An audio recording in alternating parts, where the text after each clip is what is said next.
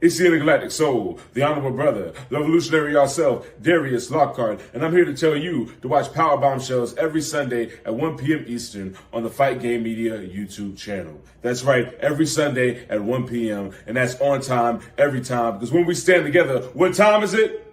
That's right, it's nation time.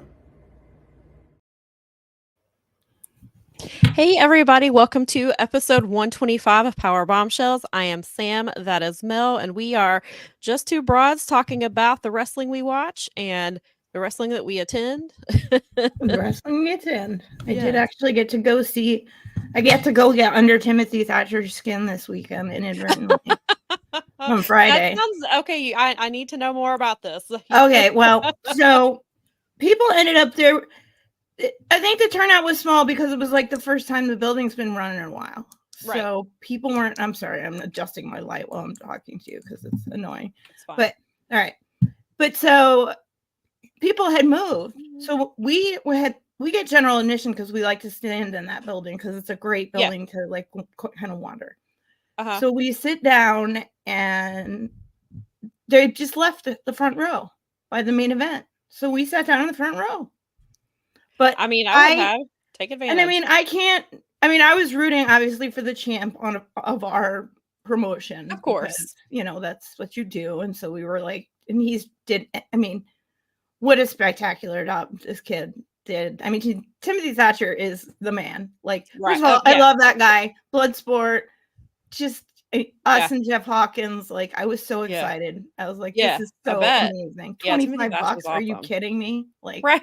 Yeah. Oh my gosh. So, and then we end up in the front row, which was even better. So there's, we're cheering on our champ and he's giving out to us a little bit. And so I gave back a little bit. He turned around and he just healed right on me. And it was amazing. It was not intentional. It was just one of those, it was the flow of the moment. And he was making digs because he was getting hot with the guys in the front row that were on the other side of the ring. Right.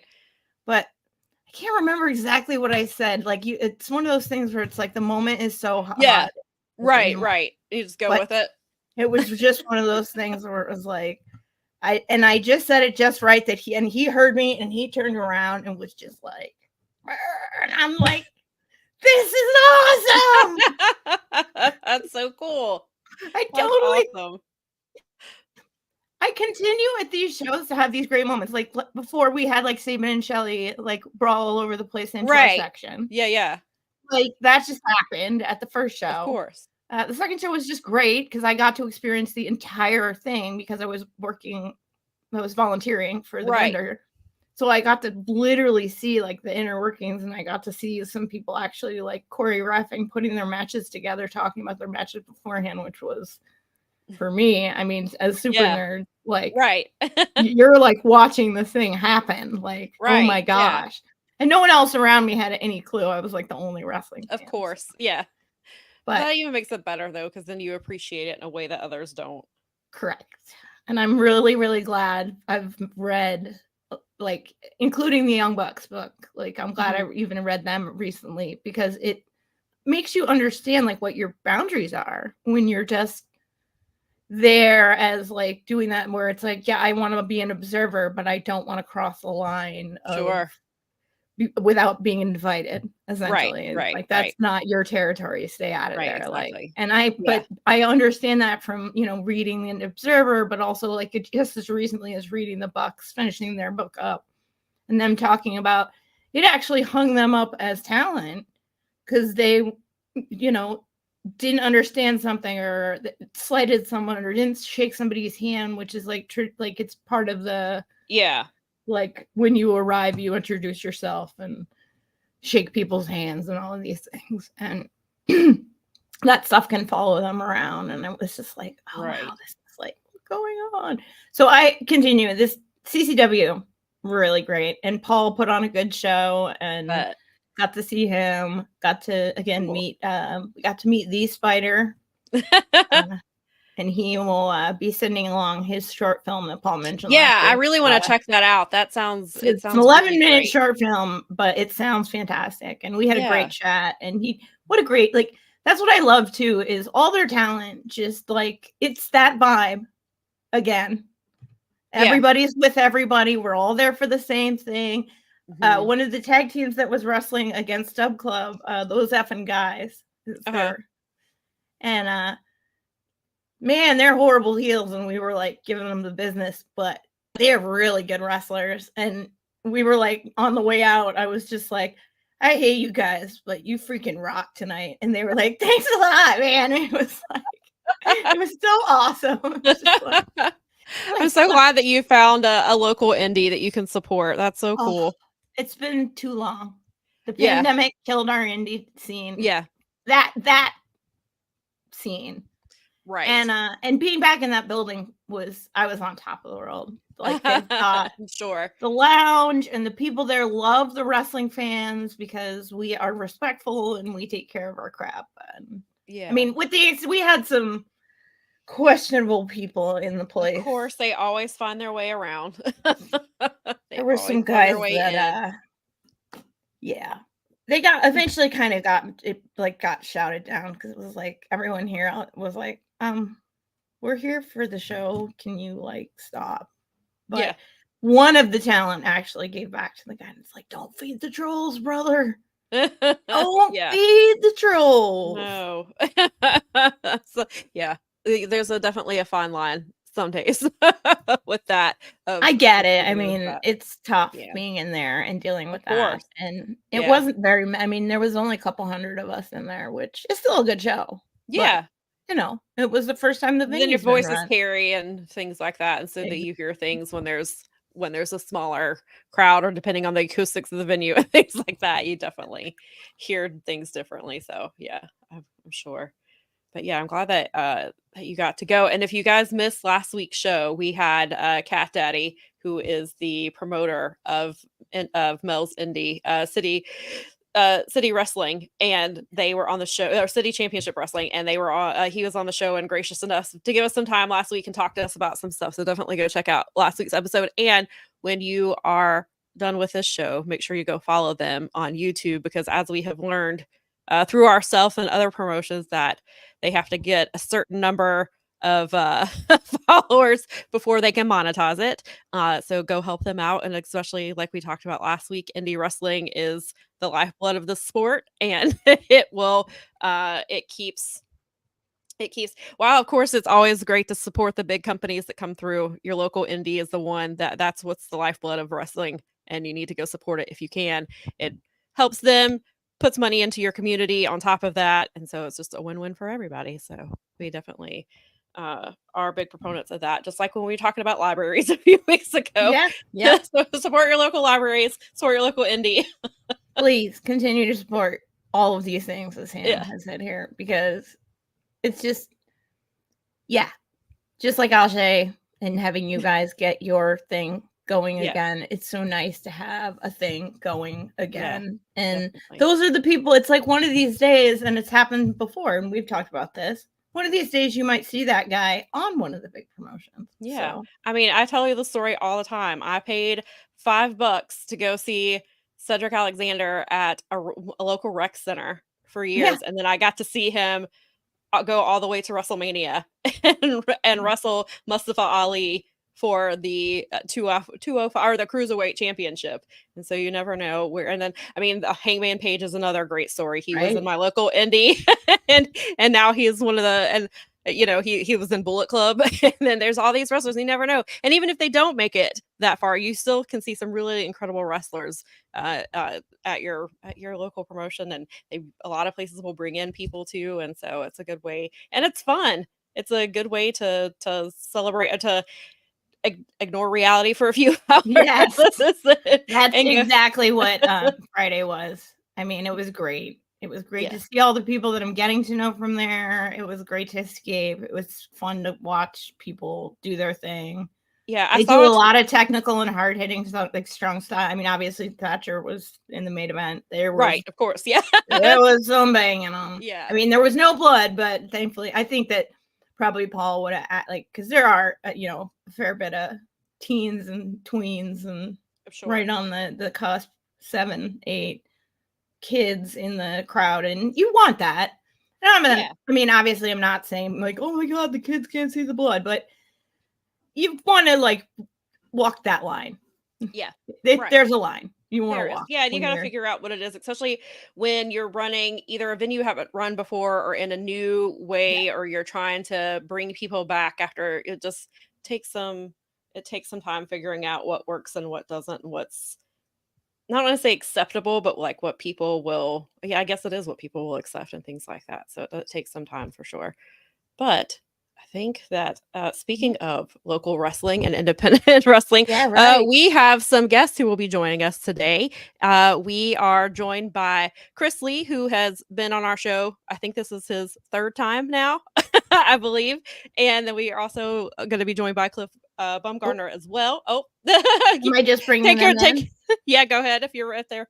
We're ready. I'm sorry, we didn't plan this. I'm gonna bring Cliff in today. Sorry about that. Hey y'all. It's okay. So they are here today to talk with us about their documentary called When Giants Walked Here, and it will be airing on PBS next month here. And I believe if I have this correct, it will be airing here in North Carolina on TV and then nationwide immediately after via the PBS app. Yes, exactly. All right. So that's that there. So if you have not, we've retweeted it several times and I had the pleasure of seeing it early, but if you have not, make sure you see the trailer for this because I'm very excited for what this is. And so for those of you who aren't aware, When Giants Walked Here is a documentary about Dorton Arena in Raleigh, which was, from as I understand it, was basically North Carolina's version of Madison Square Garden. And so it was a big deal in the 70s and 80s. Was Jim Crockett territory, which as most of you who are wrestling fans know, that North Carolina was very big Jim Crockett territory. So this is to either one of you. How did this project come about? I can kick us off there. So I was born and raised in Raleigh. Grew up here my entire life, still live here today. And growing up, I loved two things: wrestling and the state fair.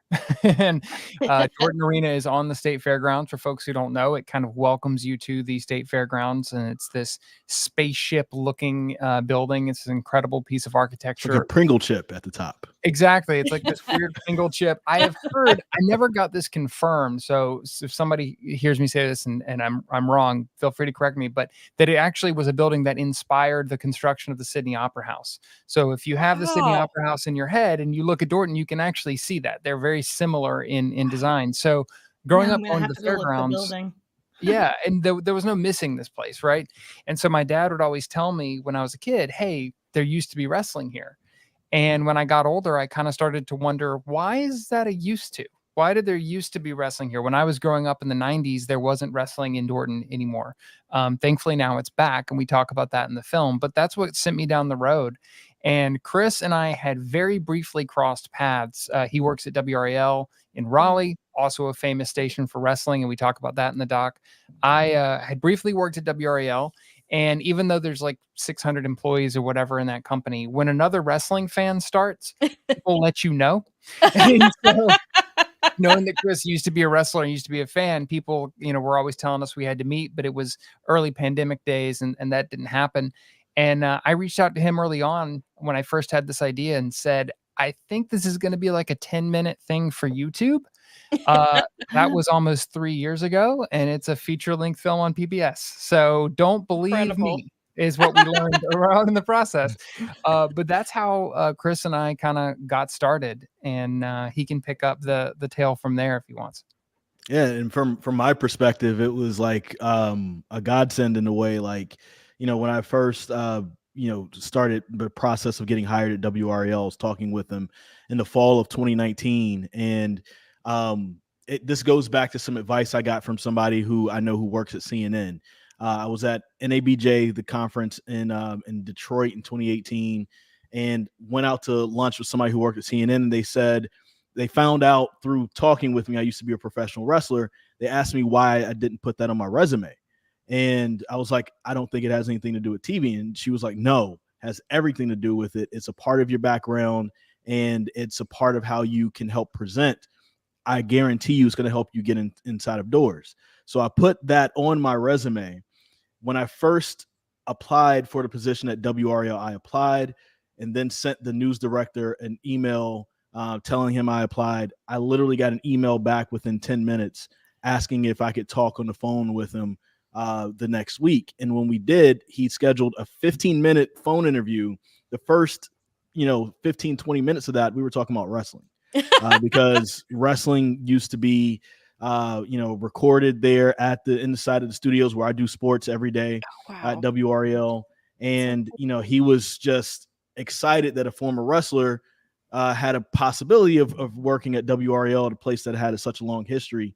And so I think I knew then I was going to get the job just because of it took us 20 minutes before we actually started talking about the actual job. And then, a scheduled 15-minute interview was, 45 minutes.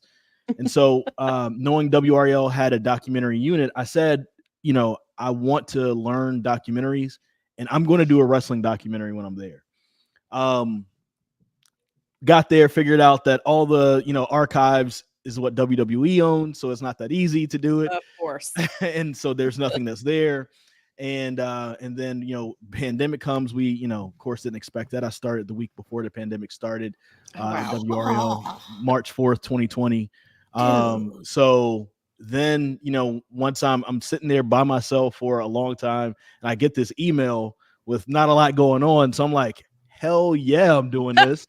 This is amazing. This is exactly what I wanted to do. So from my perspective, it was like a godsend to be able to do that. And, it was great to not only work with Cliff, but, basically start a new friendship, somebody that I feel like I'm going to be in contact with for the rest of my life, whether it's personal or business or both, because, he's a great person. He's a great director and he's a great teacher. This is, I've been in storytelling. I've been a journalist for over 20 years, but this is new for me. So I've learned a lot through him on how to, put together stories in this way. And I feel like I've been able to kind of help him in the wrestling world as well from the back end.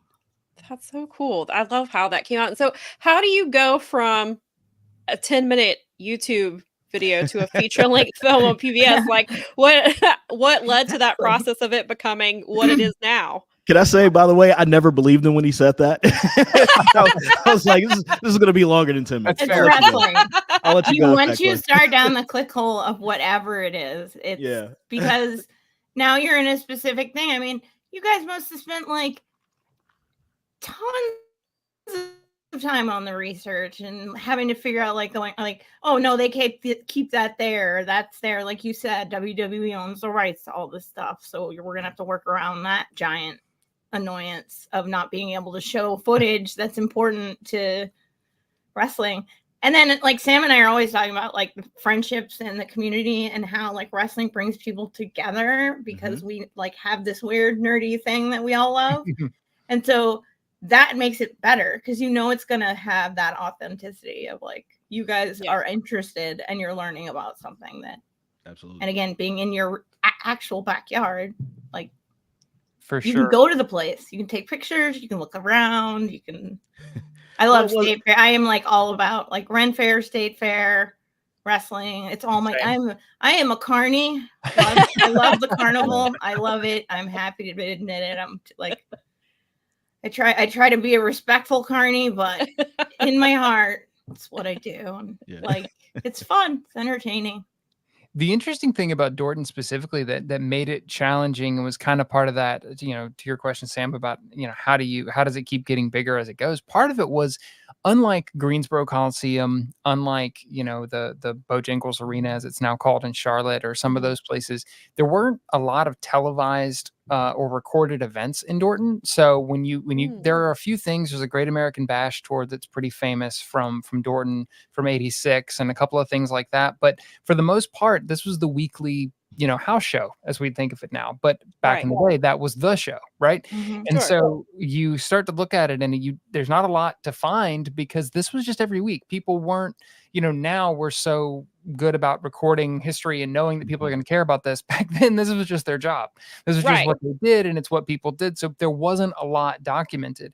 One of the first things we found, though, that is in the film, and we haven't actually talked about this a whole lot so far, is we got access to an exclusive archive of some incredible photographs from the 1980s, primarily 80s, I think some are early 70s, from the News and Observer, which is a big paper here in town. And they were very gracious to give us full access and rights to use it. Wow. If you guys can afford to have it scanned, you can use it. And so that's what we did. We actually went through the North Carolina State Archives, the Archives and History Division, who has an amazing collection of just North Carolina artifacts and audiovisual history and so many wonderful things. And one of the first stops that I made was I went to archives and they said, yeah, we found some stuff here. We're going to pull some negatives out and we'll give you this little these envelopes of negatives. And I just started laying them out, and I still have the photos on my phone of just hundreds of photos. And I'm looking at negatives that are, tiny. Yeah. And but all I can see is I'm like, that's Roddy Piper. That's Dusty Rhodes. I'm like losing my mind looking at these things. So we ended up having, I don't even know what the final count was, but dozens of these scanned and are in the film. And a handful were used in the paper back in the day to cover the live wrestling events, but most of them have never been seen before, have never been published or printed before, and are in the documentary for the first time. So you see some of those in the trailer, but we have a lot more in the film itself. Yeah. And it was things like that. As the material started coming out and as we started talking to people and the story that wasn't immediately obvious, because again, if you were going to say, oh, let's do Greensboro Coliseum, great. Let's talk about Starrcade. You're done. Right. But with Jordan, it was a, let's talk to somebody. They say this, oh, wow, that happened here. Okay, let's find. And it just snowballed. And I think it was 2 or 3 interviews in, I looked at Chris and I was like, yeah, this is not 10 minutes. This is a lot more. So yeah, it was just an ongoing evolving process for 2.5 years. 2 years of that was full, production off and on. So it just kept going. Yeah. Wow. That's incredible. Is it just you two? Are you just the two of you doing all of this? For the most part. Yeah. That's amazing. He had Cliff, you had like a friend help you with the drone shots and then of Dorton, and then there's like another friend that helped to DP an interview or two or something like that. But for the most part, like everything that you see that's shot in there, that comes from like us actually shooting and not stock footage or stock film or anything like that. Shot by Cliff, interviews Cliff and myself, or just Cliff in some cases, because I couldn't make some interviews. Like honestly, this was mostly Cliff, honestly, and I came in to help out, as far as like getting the connections with wrestlers and certain wrestling fans and certain people that were in there from a producer's role. But like this was really a two-man job, this entire thing, man. And it's kind of amazing the product that was able to be put out there with just 2 people. I got to have the fun experience of one of my friends who helped us out on a couple of the interviews and ran a second camera for me on a few things. His name's Brandon Clark, and he and I worked together for over 10 years. I think at this point in film and television and marketing and all the different video jobs that I've had over the years. But he's actually the guy who got me back into wrestling as an adult when we met and were working together. And so I got to call him one day while we were working on the documentary, and I said, hey, what are you doing this weekend? Could you come help? And he's like, maybe, what's up? And I said, I want to interview Earl Hebner. And would you like to run second? I don't actually need him to run a second camera on that, but I was like, I think you might want to meet Earl Hebner. And he was like, I'm there. We're going. So we got to kind of, even though it was a beg, borrow, steal sort of production all along the way, we did get to reward some of the people who helped us by having those incredible experiences and, getting to be fans a little bit too while making the movie. That's so cool. And speaking of Earl Hebner, I heard that he got a little bit of a redemption story story last night at oh my God, it was amazing. I didn't watch the show because I was on Collision coverage last night, but I saw clips that TNA posted, and they they recreated a bit of the Montreal Screwjob with Mustafa Ali and Speedball Mike Bailey. Yes. They brought Earl Hebner in, gave him a little redemption arc that was really cool, and Speedball had some cool stuff to say about it afterwards. So that was sounds like it was a really cool moment. I'd like to see the entire match, and Mustafa and Speedball are already two of my favorites, and so to have them be the ones that got to do that for him, I think was really cool. So that's really cool that he's involved with this, and he's still, you know, getting to have that redemption after 20 something years, which is very cool. I texted Cliff about that this morning. Like this was, I mean, the way it was so well done and it looked so good. And I was like, man, this is great that our film is coming out soon, and Earl Hebner now is at the top of people's minds. Right? Yeah, that's perfect timing for you guys. Just also, like, it was just so well done. So if you guys get a chance to go back and watch it, I need to check that out. That was the entire event was great. But that's what I heard. I heard Slammiversary was great last night. That was my favorite match, and it had the most drama and had the best finish. So I don't want to spoil it, but it was so well done. Yeah. That's awesome. Yeah. I was like, I saw it on Twitter that TNA tweeted several, like they tweeted clips from the match itself, which because the two of them are phenomenal athletes. And then they posted a little bit of they teased a little bit, and you see Earl Hebner come out, and they showed some of that. So that was really cool. And so I'm really glad that he got that. And so I was looking at the information that you sent, and you have like all these people who were very important to wrestling in North Carolina, and you have David Crockett, Jimmy Valiant, George South, Shane Helms, C.W. Anderson, like Bobby Fulton. How did it come about to get these people involved and get them on camera to talk about stuff like this? Some of it was me reaching out, letting people know that, hey, we're doing this. This is really cool. I'd love it if you'd be able to be a part of this. Others, it was just kind of like, you know, hey, if we come to this wrestling event, can this person be available? That's how Earl Hebner came about. He was doing an appearance for AML. I hit up Tracy and Brian, and they got me in contact with Earl's, I guess, manager, handler person, and we were able to set it up. Cliff contacted Jimmy Valiant directly, and a few others. So, I mean, it was really like putting together all the resources. And I'd like to think that my short time in wrestling, I did enough and had, enough goodwill and favor with people that when I can text CW or Shane Helms or somebody like that, hopefully they can come through with it, and they were able to come through with those. So that was very fulfilling that I was able to kind of hold up my end of the bargain for it. Yeah. Chris was a huge part of that. Having, people did not know who the heck I was. And even though I have a background in filmmaking, that nobody, I've been a wrestling fan my whole life, but nobody cared or knew anything about me, which I don't blame them. So Chris was massive in making that happen. And the other side of it too was the love people have for Dorton. There were so many people who, when we reached out to them, I don't think they'd ever been asked about it. I mean, Earl Hebner's a good example. He made a joke to us if he's like, I get to do an interview and not talk about Montreal. Yeah. Yeah, that sounds good to me. He's like, sold. I totally get that. That's hilarious. It was so great to see people's passion. They would come in and go like, yeah, absolutely, I'll talk about Dorton. That just seems like so much fun. So I think that helped us get a foot in the door too. It's just, this was a thing that we didn't even know when we started quite that we were hitting on such a passionate, button for people, but we were, and it got a lot more people involved than I think we anticipated. We had a laundry list. We couldn't do everybody. We were, very resource limited on this one because of the way that we made it. But so there's a handful of people we would have loved to talk to and didn't get to, but we ended up getting a really amazing and kind of deep group.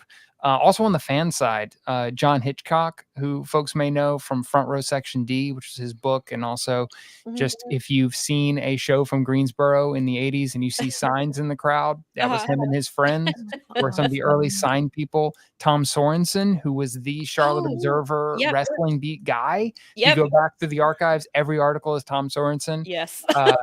Found him and got to go sit down and have a chat with him about it. So we have a deep bench of people who were there, who experienced it. We really tried to keep the talking heads to a minimum. There's a handful of us in there who, are kind of filling gaps. But for the most part, these are people who walked those ramps, were in the ring, were there for 4 shows during that time, and that was a huge get for us. Yeah, that's so cool. And so how did this movie this documentary end up going to PBS? How did that come about? We sent a pitch. So I've been in television media for a little while and had some contacts that I could lean on to get a pitch over to them when we were probably, I don't know, 2/3 of the way done with the movie at that point. This was just over a year ago, I think now. Yeah.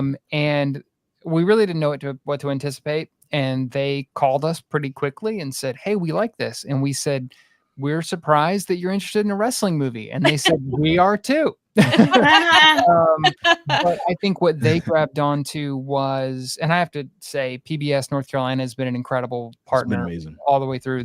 I can't say enough good things about them. But what they recognized was they bring the North Carolina audience, the PBS national audience, the people who are interested in the history and are interested in these. We really look at wrestling in this piece as a piece of culture, a piece of sport. Yep. It's not I really don't think it's an in the wrestling bubble documentary. And I don't say that negatively to any other docs, but we really tried to make this appeal more widely. And they saw that. And then at the other time they saw, well, you guys have the wrestling audience who maybe isn't watching PBS or maybe wouldn't necessarily think PBS would have something for them. Yep. So it's been really interesting to see those worlds combine. We actually have a screening coming up in Raleigh. The premiere of the movie will be in Raleigh at the Rialto Theater, which is a classic theater in downtown Raleigh that recently reopened. And they were gracious enough to have us in. If folks are listening to this, you can still right now get tickets. It's August 6th. Tickets are free. You just have to sign up online on PBSNC's website. But they are going really quick. Yeah. We found out that we are just 2 days ago, we found out that we're close to selling out. So if folks want to come, we can say we're going to have some wrestling folks there. C.W. Anderson is going to be with us talking about his experience wrestling in Dorton. So it's been fun when PBS first said, yeah, we're going to do a screening. Chris and I looked at each other and we're like, we can carny that up. Yeah. This will be great. And so far, so we hope folks can come out and join us for that too. Yeah, that's so cool. Really cool. It was funny that because yesterday I was watching TV with my mom and she was watching PBS because she watches cooking shows on there sometimes. And then sometimes we just travel shows and sometimes it's one of those channels that sometimes you put it on and you just like keep the whatever comes on, you just end up watching it. And then we were talking and all of a sudden an ad for When Giants Walk Here came on and I was like, wait, I was like, look, I was like, that's the documentary I was telling you about. And I was like, they're coming on the show tomorrow to talk about it. And I was like, it was really cool to just kind of see. I wasn't even thinking about it being like, because I had it on PBS or she had it on PBS, but I wasn't really thinking about like what ads air. And I saw it and I was like, wait a minute. I was like, it was really cool to see and to see it like not on my phone. And so it was very cool. And so, and I think that's true that like PBS is such a home for a lot of stuff in North Carolina and that you don't really think about. I guess some people don't really think about wrestling, but I mean, wrestling is deeply, deeply entwined in North Carolina's history. As you can see from, I'm sure, all the archives that you came across and just, dozens and dozens of photos that have, never been seen before because it's just this treasure trove of it. And wrestling, obviously, as much as it is in North Carolina's history, is obviously some people look down upon wrestling and don't think it's a real sport. Things like that. And so looking at it through a historical lens, like I think that may bring some attention to it that people wouldn't normally, when they look at wrestling, they don't see it as like a historical thing. But, I mean, wrestling dates back to, hundreds of years and in this country. And of course it's become, it's different things to different people. And so, or they don't realize like, they think, oh, it's just WWE or it's this, or maybe AEW, and they don't realize there's all these layers. There's indie wrestling everywhere you go. You can find something, and so I think it's really cool to see it from a historical perspective, especially because there's such a rich history here in North Carolina, and to have PBS showcase that, I think is really cool. I think one thing that people don't realize, like in North Carolina before the Charlotte Hornets came in '88, before the Panthers came in '95. before the Hurricanes moved down to North Carolina, it was college basketball and it was pro wrestling. You weren't and racing and some and I was saying and racing. And so like that's what people knew as far as sports, and as far as on a weekly basis, racing would come around to Charlotte Motor Speedway maybe a couple times a year. You have college basketball that has its season. You're just going to go from November to April. Wrestling was there every week. It was keeping, the health of these great venues alive in Dorton and Greensboro Coliseum and Bojangles Coliseum in Charlotte.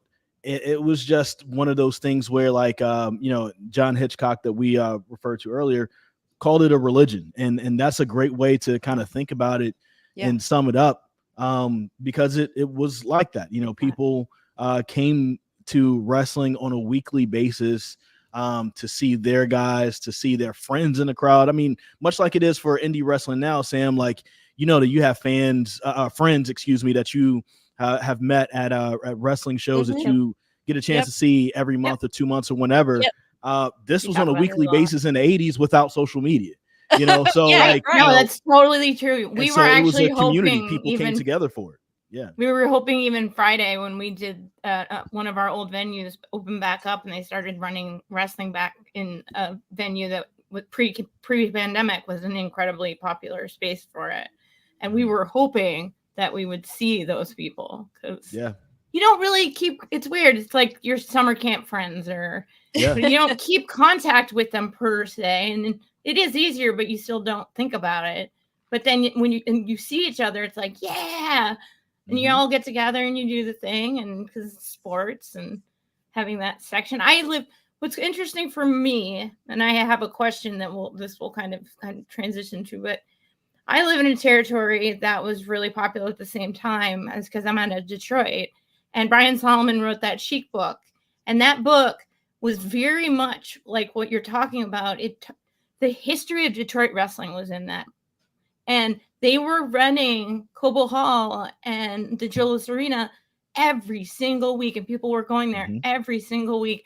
And still, just like what you guys get, and Sam and I talk about this a lot, is if you talk to folks of a certain age, Dick the Bruiser, the Sheik. I was talking to one of the, I ran into the mom of one of the wrestlers that was in the bathroom, and she's like, that's not mom, the grandma. And she was telling me all about it. And she's talking about all Dick the Bruiser and Bobo Brazil and all these things. And I'm like, this is right. I was so glad he did that book. Okay, so as a Detroit person, am I going to be able to see this on my local PBS, or is it just going to be on North Carolina's PBS? So the big thing we're pushing is the PBS app. Our deal specifically is with PBS North Carolina. Who knows? I don't know if this is even possible, Cliff. If it gets so popular, maybe other people want to have it other places. But the PBS app is your best bet. So as soon as it goes off April 8th, it starts at 10 o'clock. At 11 o'clock on the PBS app nationally, PM, you can use it and you can cast it to your phone, to your television from your phone, or if you have a smart TV, download the app there. You can watch it directly there. That's the big push that we're having for everyone. Because even here, not everybody's going to be in front of their television that night at 10 o'clock, right? So, if you want to see the replay instead of, looking back at PBS North Carolina, hit the app and you can watch it at any point. You can watch it 6 o'clock in the morning if you want to. So, so I would say, Mel, just go ahead and get that PBS app and set a reminder for yourself so you'll be able to see it. I just really want to see it because this is right in my wheelhouse. I love wrestling history, and I like history documentaries no matter what. And I like that you guys are doing it that way.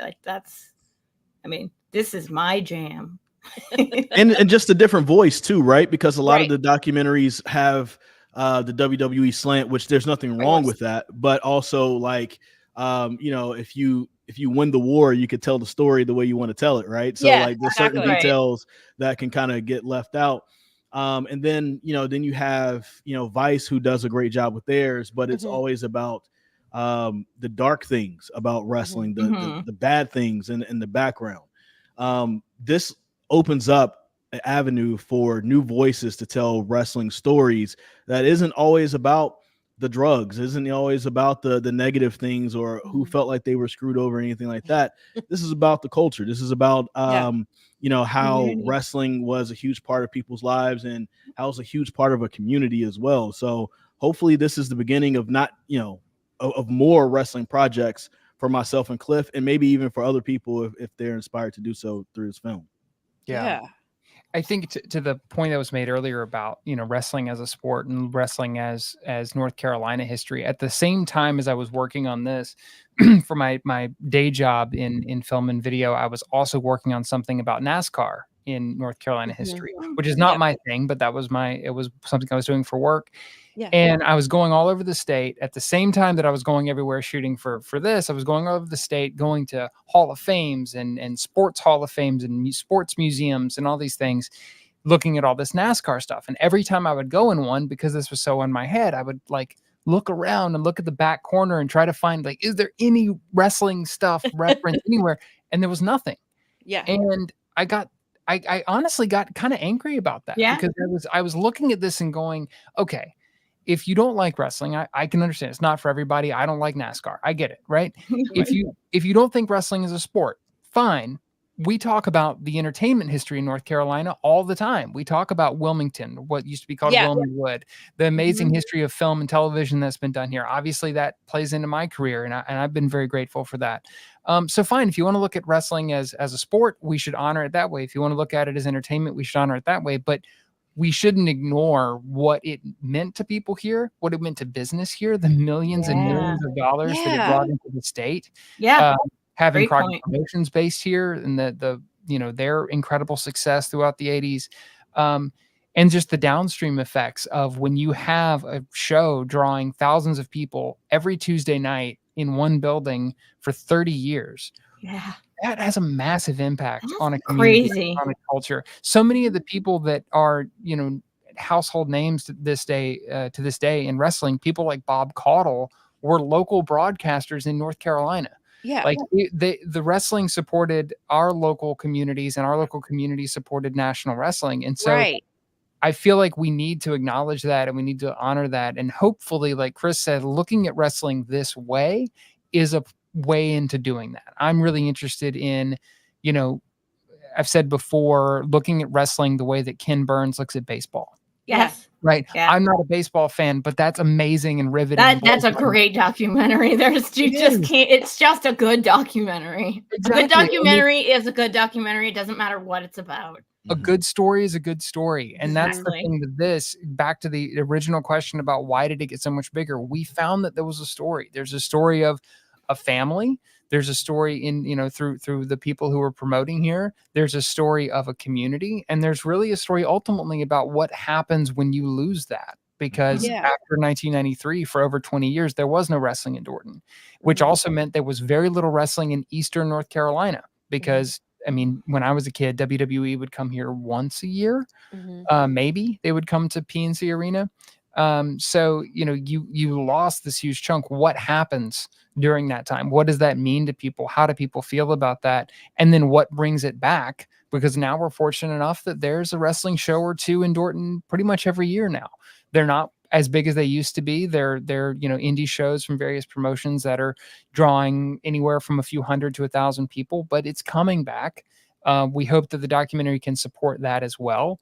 I think my kind of stretch goal in my mind has always been if we could get either AEW or WWE to run a house show or something at Dorton again, or to get a plaque in Dorton that says, here's what happened here for over 30 years. Every week. That's a historical monument, basically. Exactly. And, the building itself is on all these national registries of historic places and is remembered in that way. So I think it would be awesome to have wrestling be a piece of that, because for several generations of people, when they think about Dorton, they don't think about the fair. They don't think about, Prince used to have concerts in Dorton, and they don't think about that. They think about wrestling. And I think that says something about that building and about the history here that I really hope we can be a small part of pushing forward.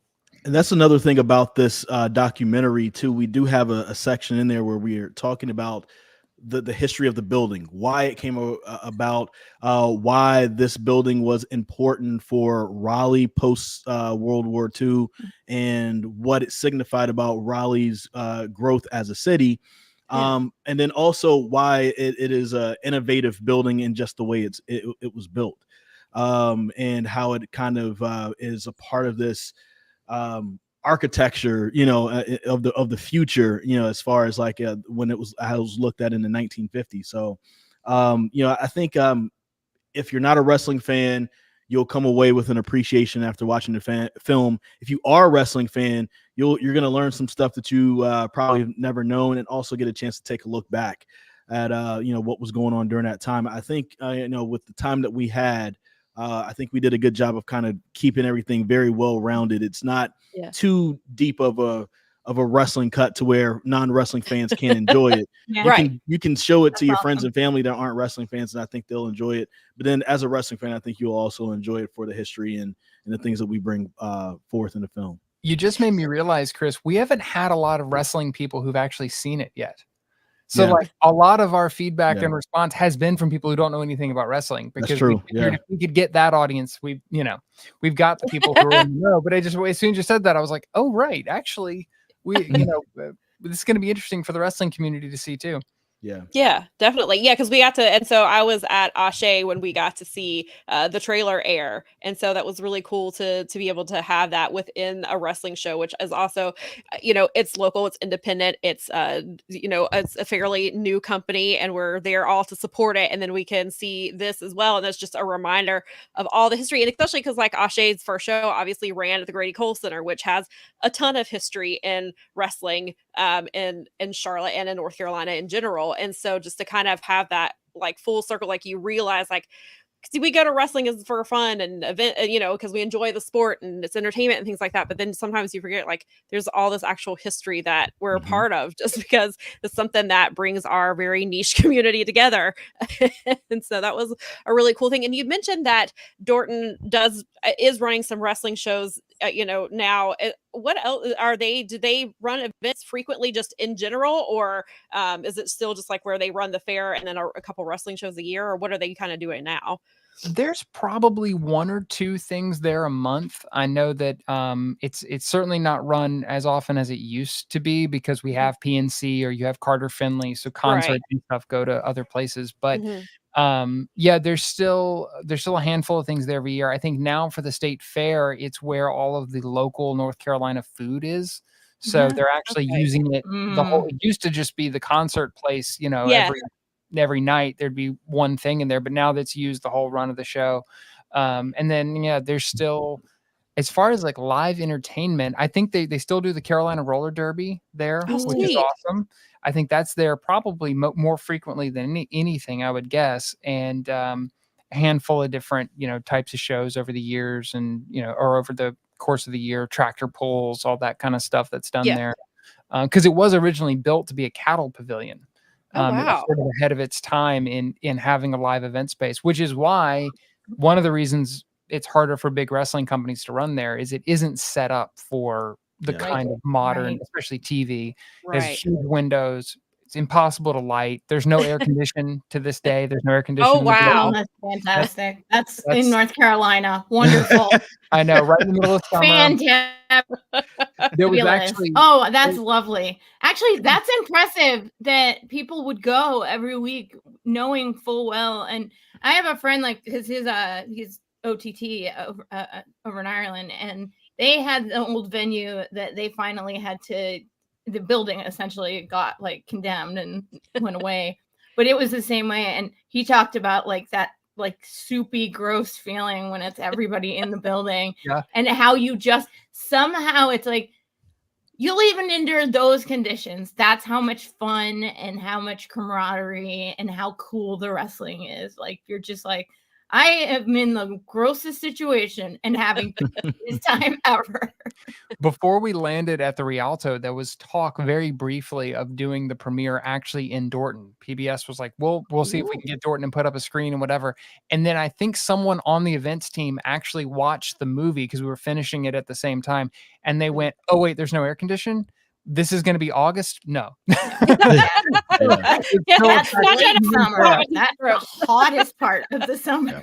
And you know, a lot of the PBS audience, a little bit older, they were like, "We're not having people have heat stroke to watch a movie." That's not true. That's not going to like if you put an industrial fan in there, they won't be able to hear the audio. So yeah, exactly.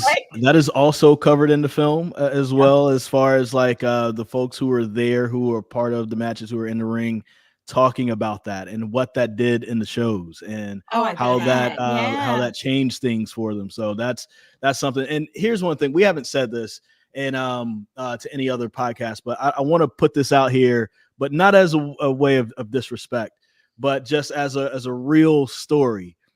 Arn Anderson turned us down.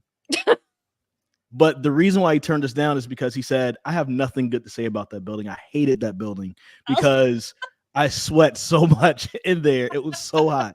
And so it was like, okay, I get it. I mean, but you could say that, like you could say that on camera. It doesn't, you don't have to have all great glowing things to say. And he was like, nah, I'll just pass, because I think he just didn't want to come off as the negative Nancy of the thing. But that's so funny. You know, that would have been just authentic like observation. Yeah. Like, that actually that only sucks because that actually would have been that's a pop. Like him saying that is actually awesome. Yeah. Like, I wish we could have snagged that one, but you know, it's just it's funny. That. No, I totally get that. There's a lot of the feedback that we got about it as well from some people. So. Oh, I can imagine. I'm excited. So, this is really cool. Yeah, and what I was going to say, I know we've talked about a couple different things. Is there anything that you want viewers to know going into this, or is there anything that we didn't cover that you want to talk about related to the documentary? I know for me on this side, it's you know, getting that PBS app so you can watch it at any point. Also, just kind of following us on social media. We will be having a premiere also at we'll be showing at WrestleCade in Winston-Salem. Oh, that's awesome. In November. And we hope to have it at other wrestling con things. So like once it's out, this isn't the end for us. We're going to try to have, you know, a little bit more centered around it at some point later on, probably, you know, other things that you could probably buy centered around this as well. But we're going to do more with this and try to use this as a jumping pad to for a few more projects in the future. That's awesome. That would be really cool. Yeah. I'm so hyped. Yeah. For you guys. I second that, and I would just like to give a quick shout out to everyone in the wrestling community, specifically who helped make this possible. Like we were saying, Chris's contacts and Chris's work on this is what made this whole thing possible. But through that, we were able to work with AML. We were able to work with FWE Wrestling. We actually filmed an FWE show at Dorton. It's what's in the kind of the whole third act of the film for the most part is at that show and showing wrestling coming back. Big Time Wrestling, who ran a show there. Oh, wow. And everyone who just supported this and made it possible. And if you watch the film and it makes you excited and you go, man, I love wrestling history, I wish it was like that again. It can be, and there's still shows at Dorton. You can go out, and even if it's not Dorton, you can go to your local indie, you can go to your local show, support live wrestling, because it makes a big difference. I've told everyone for years, I think we all have that experience at some point where somebody goes, you're a wrestling fan? And it's almost like in the back there, you can hear them going, but you're smart. And yes, right. That's exactly right. You just nailed it. I told so many people, go to see a live show, and I can't promise that I can't promise it'll be your thing. And maybe it's not, and that's fair, but you'll get it. And so going out, if you are a fan and you've never been to you know a local live show, or if you are not a fan at all, you come to the documentary and that's your introduction, please go support live wrestling. It's what keeps it alive and makes it possible for us to do things like this. It would not have happened without those local promotions and without those local wrestlers, local contacts. So that's the lifeblood of it, and we hope people will support that. I have a question to ask Cliff. I just want to see if you know, this will be very interesting right here. Okay.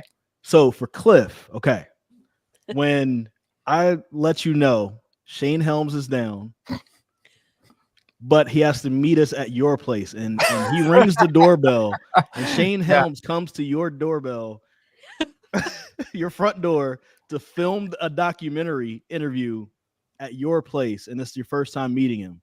What were your thoughts? You know, I'm fortunate that I knew it was happening. So it wasn't just a surprise that I would not have been able to. That would have been horrible. And I'm fortunate that through my job, I've had to do that, not necessarily in wrestling, but in other you interview senators, you interview famous people, and you do it. Sure. So I've been able to compartmentalize that. And I think I even said to Shane that day, we did the whole interview. And then when it was done, I was like, now I'm going to be a fan for a minute, because being a kid growing up in Raleigh, he was the only guy introduced from Raleigh. Most people were introduced from Charlotte or the Hardys were Cameron. You got these other towns, but for years as the Hurricane, it was from Raleigh, North Carolina. And being a kid and going, you don't hear about Raleigh that often. Right. So hearing that was really cool. So it was, I was able to like compartmentalize my fandom for later. And then now it's when I watch the documentary and I'm like, the Hurricane's in my kitchen. That's weird. That's one of the Hurricane has come through my kitchen.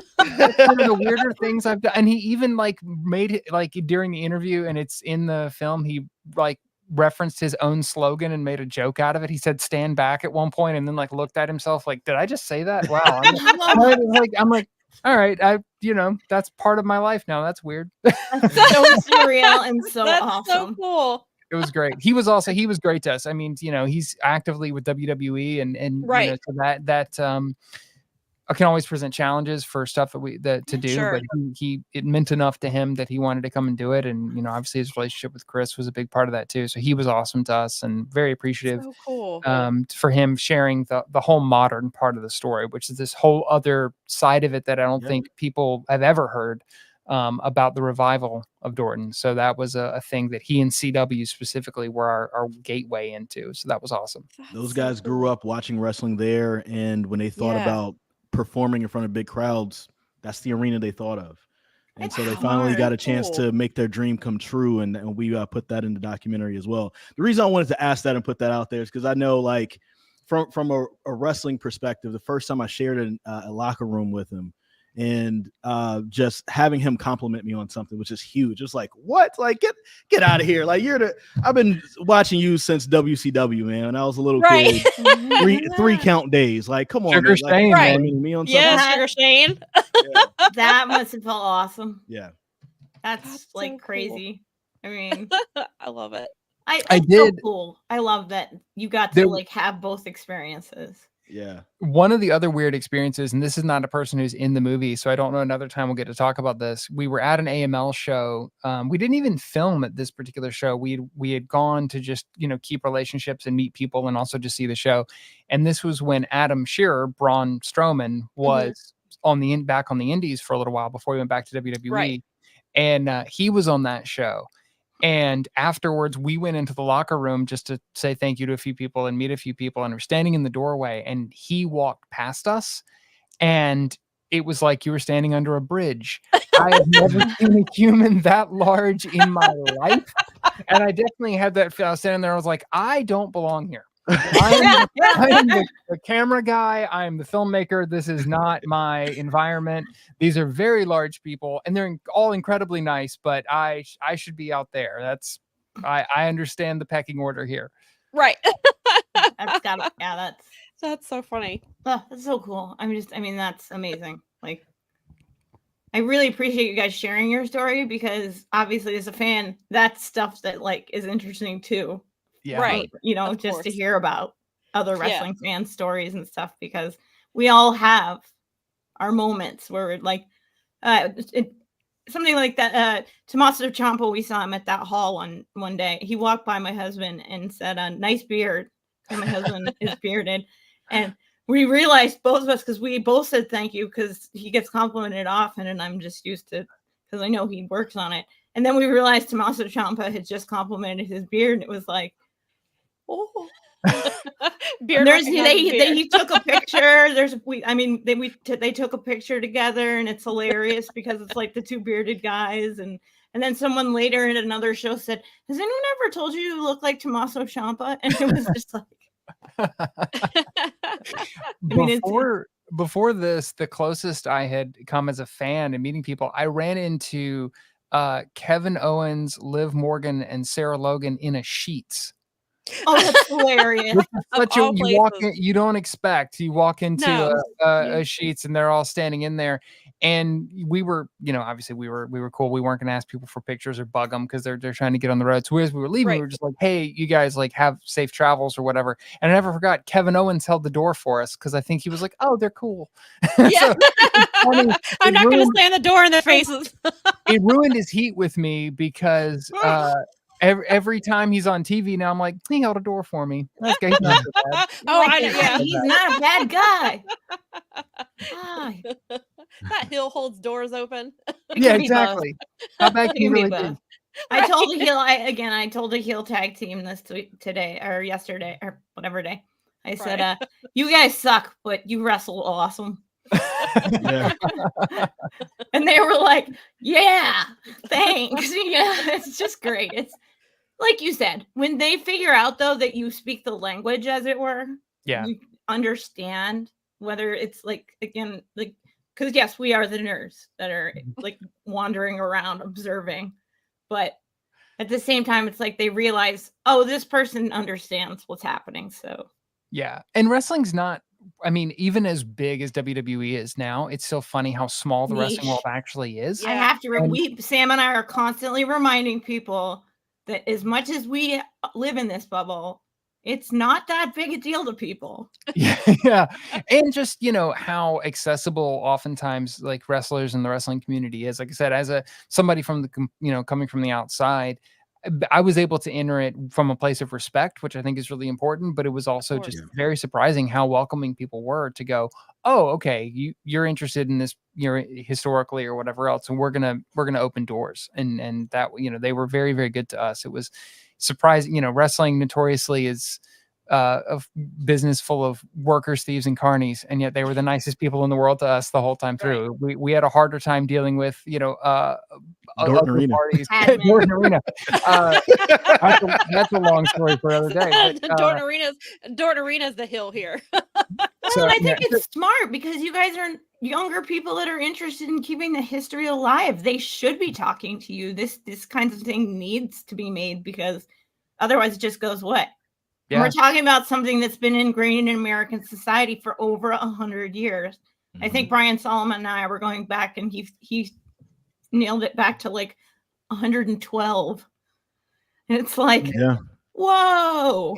And if you look at those two, I mean, and this is a story I would love to do one day, but is, dusty dirt rings at a carnival to WrestleMania. How does that happen in just over 100 years? Yeah, that's an unbelievable story in and of itself. There's so much American history written into it, though. That's the thing. Like, I learned so much about Detroit reading a wrestling book. Yeah. Yeah. Like the history of Detroit, because like all of the backdrop stuff in the 60s when it was hot, but then they started having civil race riots, and Detroit was a hotbed for the race riots way before the rest of the country caught up. And so that affected the wrestling. And it was like part of the background. You can make a case, and we touched on this a very little bit in the documentary, but it obviously wasn't our main focus. Our focus was Dorton. You can make a case that American television doesn't become what it is without wrestling. Yeah. Wrestling was one of the very first syndicated shows, one of the first regional television successes. The Dumont Network would not have existed and would not have been as successful without wrestling. So it's like, it's hard to think of a more American thing than television, and more of an American institution. Wrestling got it to where it is, and that's really not a stretch at all to say. I mean, there's so many like that. Every time TV takes another step, right? Wrestling is there at the forefront. In the you know what I'm saying? From TV in general, you have cable, and then pay-per-view, and then when it came down to like the actual streaming, WWE Network was the first. Like it was, Netflix was there, but WWE was like the first brand to say we're going to put all of our stuff on this, and you got to pay us monthly and all that. And that's when Peacock came about. That's when HBO Max came about. That's when all these other things kind of started coming about. Mm-hmm. And wrestling was what kind of helped break that open. So, even social media, you could even argue that social media, because wrestling, the second screen watching experience. I mean, other than gaming, about it while you're watching it. Started with wrestling. Yes. That's how I ended up on a podcast. Like the wrestling chat rooms, huge. huge part of like, and building up the idea of social media. Look at someone like Colt Cabana and with like podcasting and stuff, and like breaking that wide open. And then now everybody has one. And yeah, it's unbelievable. It's an institution, and I hope that we get an opportunity to tell more stories about it in that way. Too. I'm glad that you guys did this because it's important. It is important. I think it's a different, it's a way that wrestling needs to be, like you said, even if you're not a fan and you don't like get it or whatever, or you think it's for people who aren't smart, things like that. Like it's such a huge part of American history that, I mean, of course it's obviously in other countries and things like that, but just, it's such a deeply American thing that I think that like it should be looked at in a historical perspective. And I think that can help people to understand, like you said, I mean, the Dorton Arena came in like what it meant after the war, and like just, you know, providing jobs and entertainment and things like that. And just how, as much as this country has changed, wrestling is always there in some form or fashion. It's employing people, you know, whether it's on TV or locally, and it's, you know, always bringing money into somewhere. And it's really huge. And so I think that the stories like this are really important. I'm so glad that you guys are telling it. And I really, really hope that you guys get to tell more stories, because I think there's many stories worthy of being told. And I think this is just, you know, scratching the surface, not just for Raleigh and North Carolina wrestling, but in general. I think it's really important. And to do that, we're going to have to go back to what you guys were saying before we got on here. You got to support local. So for folks out there, please download that PBS app. August 8th at 11 o'clock p.m. Eastern. It'll be available. Watch it millions of times, please, because if PBS says like, you know what, this is giving us, you know, a lot more than what we bargained for, then that's when it makes it easier for companies to put some money behind it. So it's not just a 2-person job. Now we can start getting more resources behind it and start putting out bigger and better content. Yeah. Is the PBS app, do you know, is that only available in the States, or can people outside of the US download the PBS app and watch, or do they have to have VPNs and things, or do you guys know? As of now, I believe it's only available in the US. Obviously, VPNs and things are an option. We are looking into, once we kind of get through this first phase, we're looking at what our international options may be. Okay. But yeah, I think right now PBS is just okay. Yeah, I wanted to make sure I asked, because we have some international fans who watch our show, and then we have international friends who are wrestling fans who I know would be really into it. And so I just wanted to realized, I was like, wait a minute, PBS might only be in the US without a VPN. Our Euros and UKs might not be able to get this one. Well, and I will say, and I please, for folks, if I am wrong about this, I apologize in advance. I do know that there's going to be a component through the PBS YouTube, through PBS North Carolina YouTube as well, for some of their like set tops or OTT streaming and that kind of thing. So there may be some international options there. We kind of got to get through this first launch to really see where everything is at. They have such a crazy reach that I don't even understand all the time. I'm sure there's going to be ways for people to see it in anywhere that they are. But the main two right now are going to be PBS North Carolina and the app. And then from there, it'll grow. And we'll keep you guys posted as well. So. Please do. And we'll post it on our socials and all of that stuff, because we, of course, want to support it. And our people will want to know where to find it. Yes, definitely. Thank you guys. We appreciate you. Thank you guys for coming on. And again, is there, before you guys leave, is there anything else you want to throw out that we need to know about? Actually, before even that, tell them where they can find you, to follow you and all that good stuff. At Chris Lea TV. My last name is spelled Lea. I actually think I have you on here. Wait. Okay. And from when you were on the last time. Yep. Yay! There we go. Right there. Chris Lea TV. Don't have that is on Twitter, and that is on Instagram. And, you know, of course, we'll be putting it out there. And I'm Cliff Bumgardner everywhere, at Cliff Bumgardner. My name, I always say, is spelled like a good for nothing Gardner. It's phonetic and I'm easy to find. Having a weird name makes it super easy to get a social media handle. So I'm hard to miss. Awesome. Great.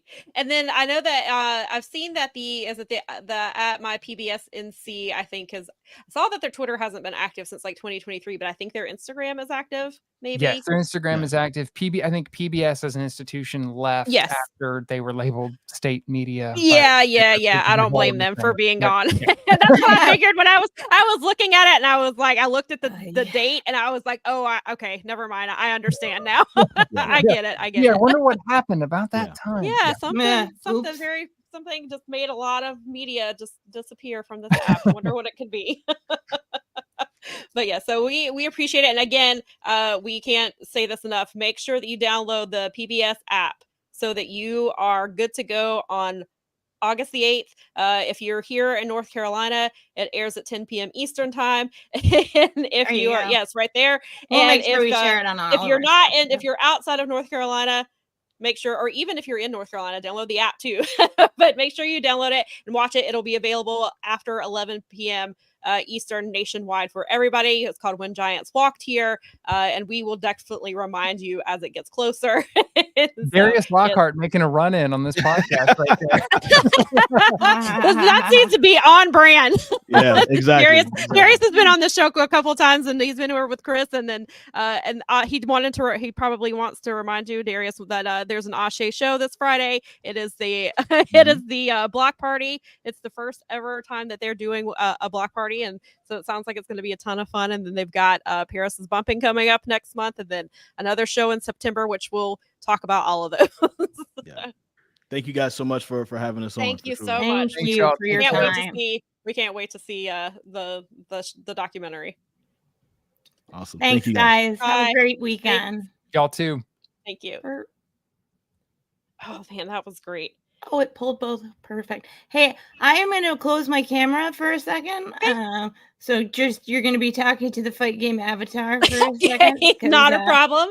Not a problem. Little room specific stuff. There we go. You got the okay thing, so. There we go. So Mel is still here. She's just behind the avatar. I'm still here. I'm just behind it. So I'm not talking to myself. Or I guess I'm talking to you guys, so I'm not talking to myself. But yeah, so we greatly appreciate Chris and Cliff, and please make sure that you check that out and download the app. And if you haven't seen it, I retweeted I tweeted out the trailer for When Giants Walked Here earlier today, and we'll keep posting it as it gets closer to remind you guys to check that out, because it's really it sounds like it's going to be great. And they're obviously Chris and Cliff are wonderful people, and we want to support them and support indie wrestling definitely. And then, of course, we have some other topics to get to, but I don't know if I need. Okay, I was gonna say if I need to give you another minute, that's fine. No, I just needed some. The husband needed to get some stuff out of here. So. I understand that happens. And the dog friends. I was about to say I heard wandering, so the dog friends may be coming in and out. And you may hear them in the background. That's okay. But I heard Miley bark during the interview, so I was like, that's dogs why are gonna dog. Mute. Yeah. All right. So crazy. If we are ready for our next topic, we have of course a bit of a serious one, and then we'll get into some more lighthearted stuff. I'm glad we started the show off with Cliff and Chris. It was so much because of the bull crap we have to talk about now. Although, we usually try to start our shit sandwiches with the shit first and close out on a good note. But here we got some really good stuff. We have this not fun stuff, but then we got some other stuff to close it out with that will hopefully not leave the show on a bad note. Correct. Yes, we try. And what we do our best. But we do our best, but we've got to cover this because I think this is brilliant strategy by Ann Callis. I think that keeping it in the 4 by requesting things like medical records. So if you haven't heard this week, you have the information there. On Tuesday, Janel Grant's lawyers filed a petition for discovery pre-action against Dr. Carlin Kolker and Peak Wellness Inc. They are located in Connecticut. She is seeking testimony and records in relation to her litigation against Vince McMahon, John Laurenitis, and WWE. Again, we want to make sure that you remember that this lawsuit is not just against Vince McMahon; it is against WWE itself and John Laurenitis. But the filing. The filing states that along with being a celebrity doctor, Dr. Kolker is the go-to doctor for WWE talent and employees. So from the way it's worded, it sounds like they are still sending people there. I don't know how accurate that part is, but the way it's worded, it seems like that they are. But I could. That's still something that they're utilizing. It definitely right, sounds like it. Yeah, that may be incorrect if they are still not doing it, but they were as recently as 2019. So according to the filing, Kolker treated Grant for fatigue and insomnia at the behest of Vince McMahon. She was experiencing these things, and Vince was like, "Hey, I know a guy." And because of course he does, and he said, "Well, I know the guy that I want you to see that will tell you what I want you to hear." Right, that's exactly how this reads to me. Me too. So from reading between the lines, I'm kind of yeah. Don't mind me, I'm a little chilly here, so I'm just the filing says that for over 28 months, Kolker and another practitioner at the Peak Wellness continued to see her at McMahon's direction. She was treated on more than 60 occasions, and on these visits, she was given supplement trays in order to take them daily. She also was giving unidentified weekly transfusions. When Grant asked what the supplements and infusions were, Kolker continually refused to explain the purpose or the nature of these pills, stating, "If you don't trust me, we have bigger problems." Grant reported to Kolker that she didn't feel well when receiving the IV drips, and he told her it's because of personal tolerance.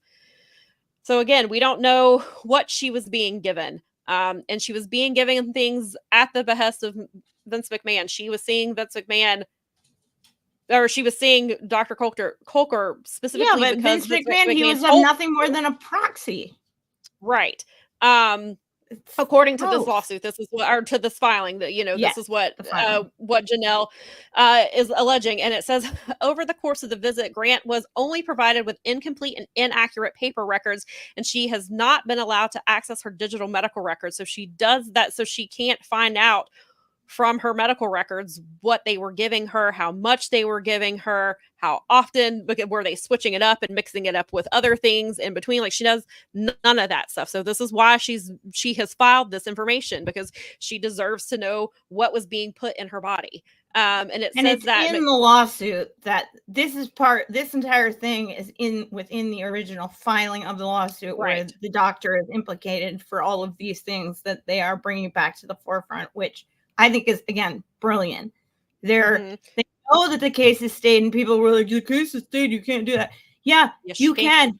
You can continue to file motions. You can continue to go on with discovery. Basically, what she's doing, she's compelling information, and just because the keeping it in the press. This is incredibly smart, because she's keeping Janel's story in the press. Yes. She's not letting it go away, because every time one of the filings happens, people are talking about this again. And also the timing. I don't know if it's any coincidence, but we just talked about 3 weeks ago about Liv Morgan basically playing the role of Janel Grant on Raw. She was making some very direct references to what's in the lawsuit on TV. So this reminds you that Janel Grant is a real person. She is a real survivor of sexual abuse at the hands of Vince McMahon and WWE. And WWE is in this lawsuit, and they're going on TV basically making fun of her. Yeah. Yeah. And so, which can be used in court, guys, just so you know. Yeah. So keep it up. Good job. And so she even goes to say, she says that she never paid a bill at all. WWE and Vince McMahon paid over $51,000 for this treatment she received over 28 months. And she mentions that because she wouldn't, in the beginning, she wouldn't provide a credit card information. And the doctor asked her, is there a problem with money? Is it because of the NDA? So her doctor knew about the NDA. So that tells you that there's some shady stuff going on between so many freaking violations. As a person who deals with this regularly, there's every level of violation there. You're required, like HIPAA, guys. Like you have to tell people things. Like this is just grossly illegal. Yeah, and the fact that they have to continue to like compel this guy to give her the records that she is she's entitled to them. She is legally entitled to them. They are this is her wellness. This is her body. Right. That's crap. And so this just shows you another way that Vince McMahon had control over her is not only at work and obviously with her body, but even in a sexual manner, but also in a medical manner. He was making sure she was who knows what was in these supplements that she was being given. And again, manipulating her on every level, essentially. He truly was. And that's what Janelle says. Like this shows you the control that Vince McMahon had over her life reached all kinds of levels. It wasn't just, it was her work life. It's her medical life. It's her body. She became a property to him in a sense, in the way that, he just controlled everything that was happening to her in this time period. And the filing also goes on to say that Coker had personal knowledge of the circumstances surrounding a purported non-disclosure agreement at an issue in the federal action, which is the original lawsuit is what that's in reference to. It says McMahon gave Grant permission to ask for an attorney referral. So Dr. Coker, her doctor, that she was given, that she has access to because of Vince McMahon, is the one who recommended an attorney to her, and Vince McMahon approved it, and she used that attorney to negotiate this purported non-disclosure agreement. Like that's just that we know was never actually signed at this point, right? Like this is insane. By Vince. That a doctor is telling you what lawyer you should use in a purported NDA against the man who told you about him. Like that's okay. Like my mind. The doctor, the NDA is none of the doctor's business. Let's start there. That's her personal business. It has nothing to do with her doctor. If I go to my doctor, he doesn't know about my legal troubles. He doesn't know about my contracts, you know what I mean? That's none of his business. Right. I mean, just starting there. That's just stepping the line over the line. The second point that they make, which is the bigger issue that we continue to say, is that the company was involved in this. This is the company's clinic that they have hired, for better or worse, to do their medical thing. And they're like inside the company acting illegally. And then the company knows that they're doing that clearly because Vince is telling the doctor what to do to treat. Right. A promoter is telling a medical professional how to treat his. I don't want to say the words. It's right. Not. It's demeaning to her. It's just right. This is ridiculous. It is, and so. What makes this even more just takes it to another level is that it says that the alleged control McMahon exerted over all aspects of Grant's life extended to McMahon and a Peak Wellness employee having involvement in several instances of sexual abuse against Miss Grant. So they were also involved in certain things with her. Besides medically treating her, they were also sexually abusing her. In her initial lawsuit, Grant says that she was forced into a threesome with man and an employee of Peak Wellness.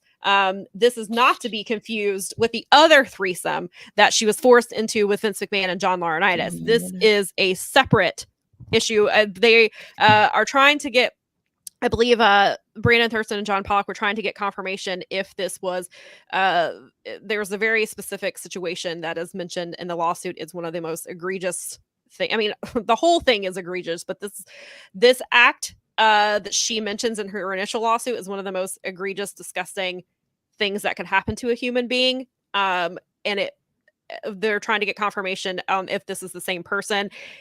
Based on what it seems like, it appears that this is the same person, which is just I just gross. I mean, the level of I mean, and they're doing this on purpose to show the level of manipulation that was going on here. And there's still sex trafficking allegations here that are at the like as part of this as well, that the company essentially effectively would have known about. I mean, that's why they're named. Right. And then it also goes on to say that the filing was made for the testimony and records because they are material and necessary to determine whether the defendants have engaged in falsifying medical records, racketeer influence, and corporations, Corrupt Organizations Act. So that's a RICO violation. Yeah. And RICO conspiracy, assault, battery, and or breaches of the fiduciary against Ms. Grant, as well as other potential causes of action. So this information could lead to a RICO charge, which is huge. Well, this doctor could lose his license and his practice, and probably should. I mean, that's not practicing in good faith by not telling your patients what. I would never. I mean, I've walked out of doctor's appointments where I've been treated like I'm the doctor and I will tell you what's wrong with you. Right. I've just walked right out of that. Been like, I'm not co-paying this. I'm not doing anything. Like, she had no choice. She couldn't look for an outside lawyer. She couldn't look for an outside doctor. It's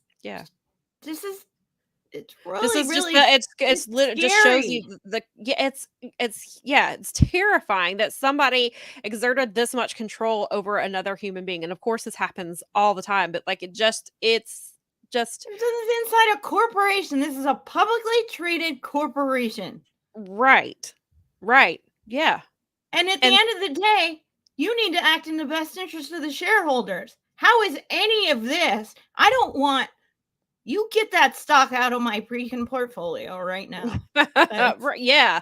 I mean, I manage my own stuff. I'm not a financial advisor, but if I was somebody, I would be like, you get that TKO stock right the F out of my portfolio, because I want none of that. I don't care if it makes $1 million for me. I won't. No. And so it goes back. I do also want to mention this. So in addition, as we said, he's Janel alleges that he is the go-to doctor for WWE employees and talent. But not only that, he's a celebrity doctor who has treated people like Andre Agassi, Bradley Cooper, Paul Rudd. He also treated Jeremy Piven, who, by the way, was named in the Me Too movement by several women for sexual misconduct. And so his name, as soon as I read his name, and I was like, oh yeah, he was named in Me Too. So dude, these kinds of doctors, like, they do like performance enhancing stuff for actors. And like, people think that like just athletes use like performance enhancing stuff. Actors do it too, because like, no offense, but you think Thor got that way like naturally? I mean, by taking his vitamins and saying his prayers? I don't think so. Let's be real. I mean, some of that stuff. I am not accusing anyone of anything. Sure. I'm simply saying that it's pretty well known inside of the entertainment community that actors also partake of performance enhancing and appearance enhancing procedures. Right. Trying to and they're getting these IV drips of cocktails of maybe some people it could just be vitamins and electrolyte, like using things that they actually need to put in their bodies, especially if they're doing these insane workouts for movies and things like that. But they're also, who knows, but they know probably what's in it. Most likely, yeah, they do. And then he also, this guy, this Dr. Kolker, also appeared on Shaq's reality show in 2007 called Shaq's Big Challenge. He was a doctor talking about childhood obesity. So he shouldn't be talking about anything having to do with the field of medicine, in my opinion. That's what, it's based on the things I'm reading. Based on what is out there, based on the evidence presented to me at the current time. Yes. So as I had already submitted this article, and then Vince McMahon's spokesperson released a statement, so to go back and update it like right before it went live. So they said Ms. Grant's petition for pre-action discovery against Dr. Colker is a direct violation of the court-ordered stay and nothing more than an attempt to generate publicity on her false allegations and to harass people connected to Mr. McMahon, who is being sued by Ms. Grant in a separate matter. Because they haven't been using the freaking their TV show. Right. Then the statement goes on to say the facts are that Ms. Grant told Mr. McMahon that she was fatigued and asked him to recommend a doctor. Ms. Grant called Dr. Colker and became a patient of his. Her statement in the filing is inconsistent with her prior remarks. Ms. Grant never had anything but good things to say about the doctor when speaking to Mr. McMahon and others about him. At the time that the article went out, there had not been a statement from Dr. Colker or Peak Wellness. I'm unsure if anything has come from them since then. I haven't seen it, but I don't know that anything has come that if Dr. Colker or his facility has made any statement about. I mean, if they're smart, they'll keep their mouth shut and let the WWE lawyers do the talking, because that makes the most sense. And again, they're obviously, I think it's the company that like came out with a love letter is over here complaining that Ann Callis is trying to keep this in the public eye. Right. And you're going to the New York Post because that's the only one who will they're a well-known tabloid newspaper, and nobody else will run anything that you send them because of the nature of what's in them. And so that's the only one that you can get to run anything for you. No legitimate news organization will do anything for you. Right. So you go through a rag. Yep. You go through a kayfabe freaking newspaper. And so another thing that I want to point out with this is that August of 2023 is when Vince McMahon was served a federal grand jury subpoena, which is where they went to his office, took his phone, all that stuff. So we're closing in on a year since that happened. Wow, you're right. It feels like an indictment will be coming sooner rather than later, because if the DOJ is involved and has asked Janel Grant's team to pause their lawsuit, it feels like something is coming, and something is coming soon. We're coming in on have to, because this is such a big case, to put a stay on it and keep the grand, like when BJ was talking to us about the fact that you don't keep grand juries like this for this long unless something seriously wrong is going on, because especially in this district, this is a busy court district, man. Yeah, like they just new stuff just came through here. Monday, they just because one of the trials they were working on was the Senator Bob Menendez. Yep, the Menendez trial. And Monday or Tuesday, I think it was Monday. Oh, maybe it was Tuesday. The earlier part of the week, he was found guilty. That's one of their big cases. So the dumbest that frees them up to move on to the next case. Could that be the Vince McMahon case? Could indictments be coming? Also, just interesting. This has been pointed out to me a few times, and I mentioned it in my article. SummerSlam is the first weekend of August. Ooh, the initial lawsuit came out right around Royal Rumble. It's not like the DOJ is sitting around looking at WWE's schedule and be like, what's the next big pay-per-view? I mean, sure, there's somebody in there who might be petty enough. Because if they're running any kind of a sting over trafficking, then that would be kind of exactly the sort of thing you would want to do as part of that. I mean, would just say, totally speculation again. Totally speculation. I have no idea. This is just like in my mind. If a thing was happening, these are things that could happen in these situations. I was having a conversation, just some conversations I've had with people about it, and just kind of like, what are your thoughts? Do you think it's coming sooner rather than later? Do you think it will? Because I initially was like, well, do you think it will come before the July 4th holiday?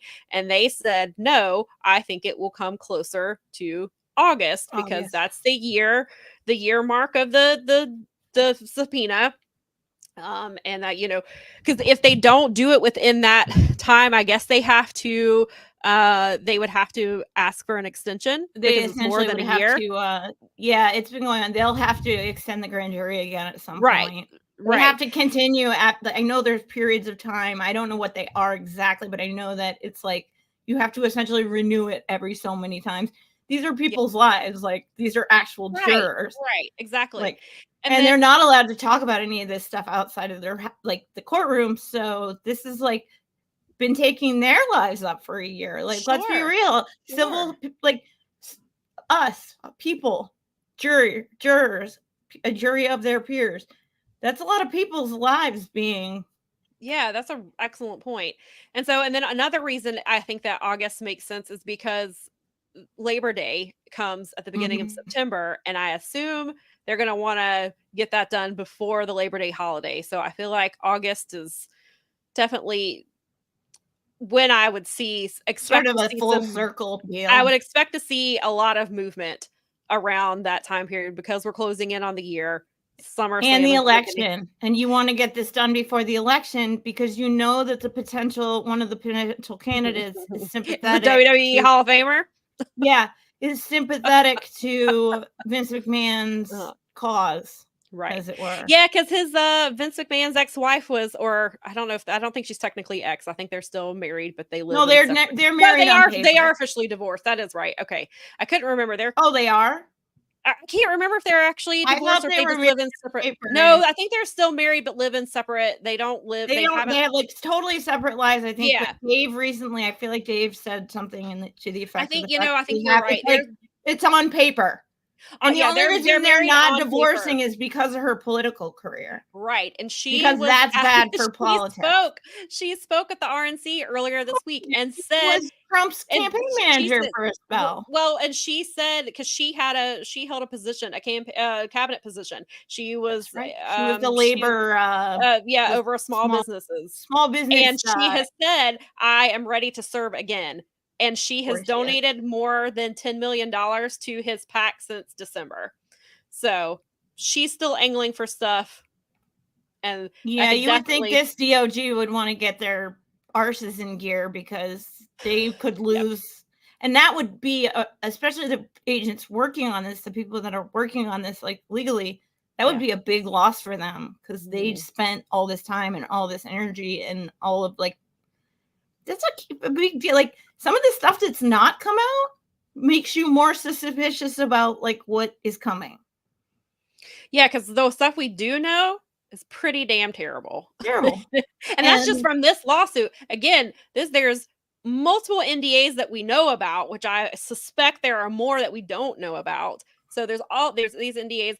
There's Rita Chatterton, which I go back to that a lot. She has been saying since the early 90s, the Vince McMahon raped her. She is one of the NDAs that has come to light. She has, it has been confirmed that she was the limo driver that was driving that night offered to testify and offered to give his statement to police and other people for her and was rebuffed and told not to do that.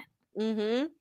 There's that, and then we've talked. There was a witness to that rape who was willing to do his duty as a fellow civilian, human. Just spitting here as a human being, because he was because I remember reading his statements about the stuff and that he's involved in this case because I think he is one of the witnesses for them because he said back then that he was like, I was just driving. I don't need someone getting raped in the back of my freaking limo. Right. He was he was concerned about his job. He was concerned about again, like you said, as a human being, that should be appalling. Right. But he was trying to do the right thing to his credit. And still it was nah, she's a liar. Right. Yeah, and then and we've talked about this before. All of this has brought up re-examining the stuff with Ashley Massaro and what happened to her. We've had another former ring boy who has come forward this year about the things that were happening to him and things that he witnessed happen as well. So there's decades and decades of this stuff, and again, this is what we know about. And so Daza actually, I hope this helps her case. I hope it does too. Daza asks a good question. It says, could this lead to other stuff coming out? About how else this doc has been helping other WWE talent and maybe less in legal ways? I would think that's a very big possibility, especially because we don't know exactly what the DOJ has been investigating, what all they have access to. The DOJ probably, I assume, would know about this guy, know about his clinic. Well, they have his phone, so right. That's a lot today. I mean, today is that we all do everything on our phone. Mine's running for the live chat right now. I mean, right. So that I would assume that things could absolutely come out about that, about other talent that he has helped, and I hope so that they get or justice. Maybe he's done, and that employee that was involved that she alleges sexually abused her. That same employee could have sexually abused other WWE employees and talent, or even the celebrity patients they were treating. I mean, or just downright giving them illegal substances that they shouldn't have been consuming in the first place. So there's no telling what could come out from this. And, so I think that's a very good question. And I think it certainly could, because we don't know what the DOJ knows. It really and I have a feeling they know a lot, because we're closing in on they have 12 months worth of evidence that they've been dealing with. I can only imagine what they've uncovered in this time period. Yeah, it seems like this is a big case. Just the way it's been treated. Not a lot of cases get this level of resources thrown at them. And it's not like about like when they were doing like the things with Martha Stewart, where it was more about like politicking than actual, like the legal system is functioning here at its many levels. And can you imagine seeing this dude in handcuffs? Like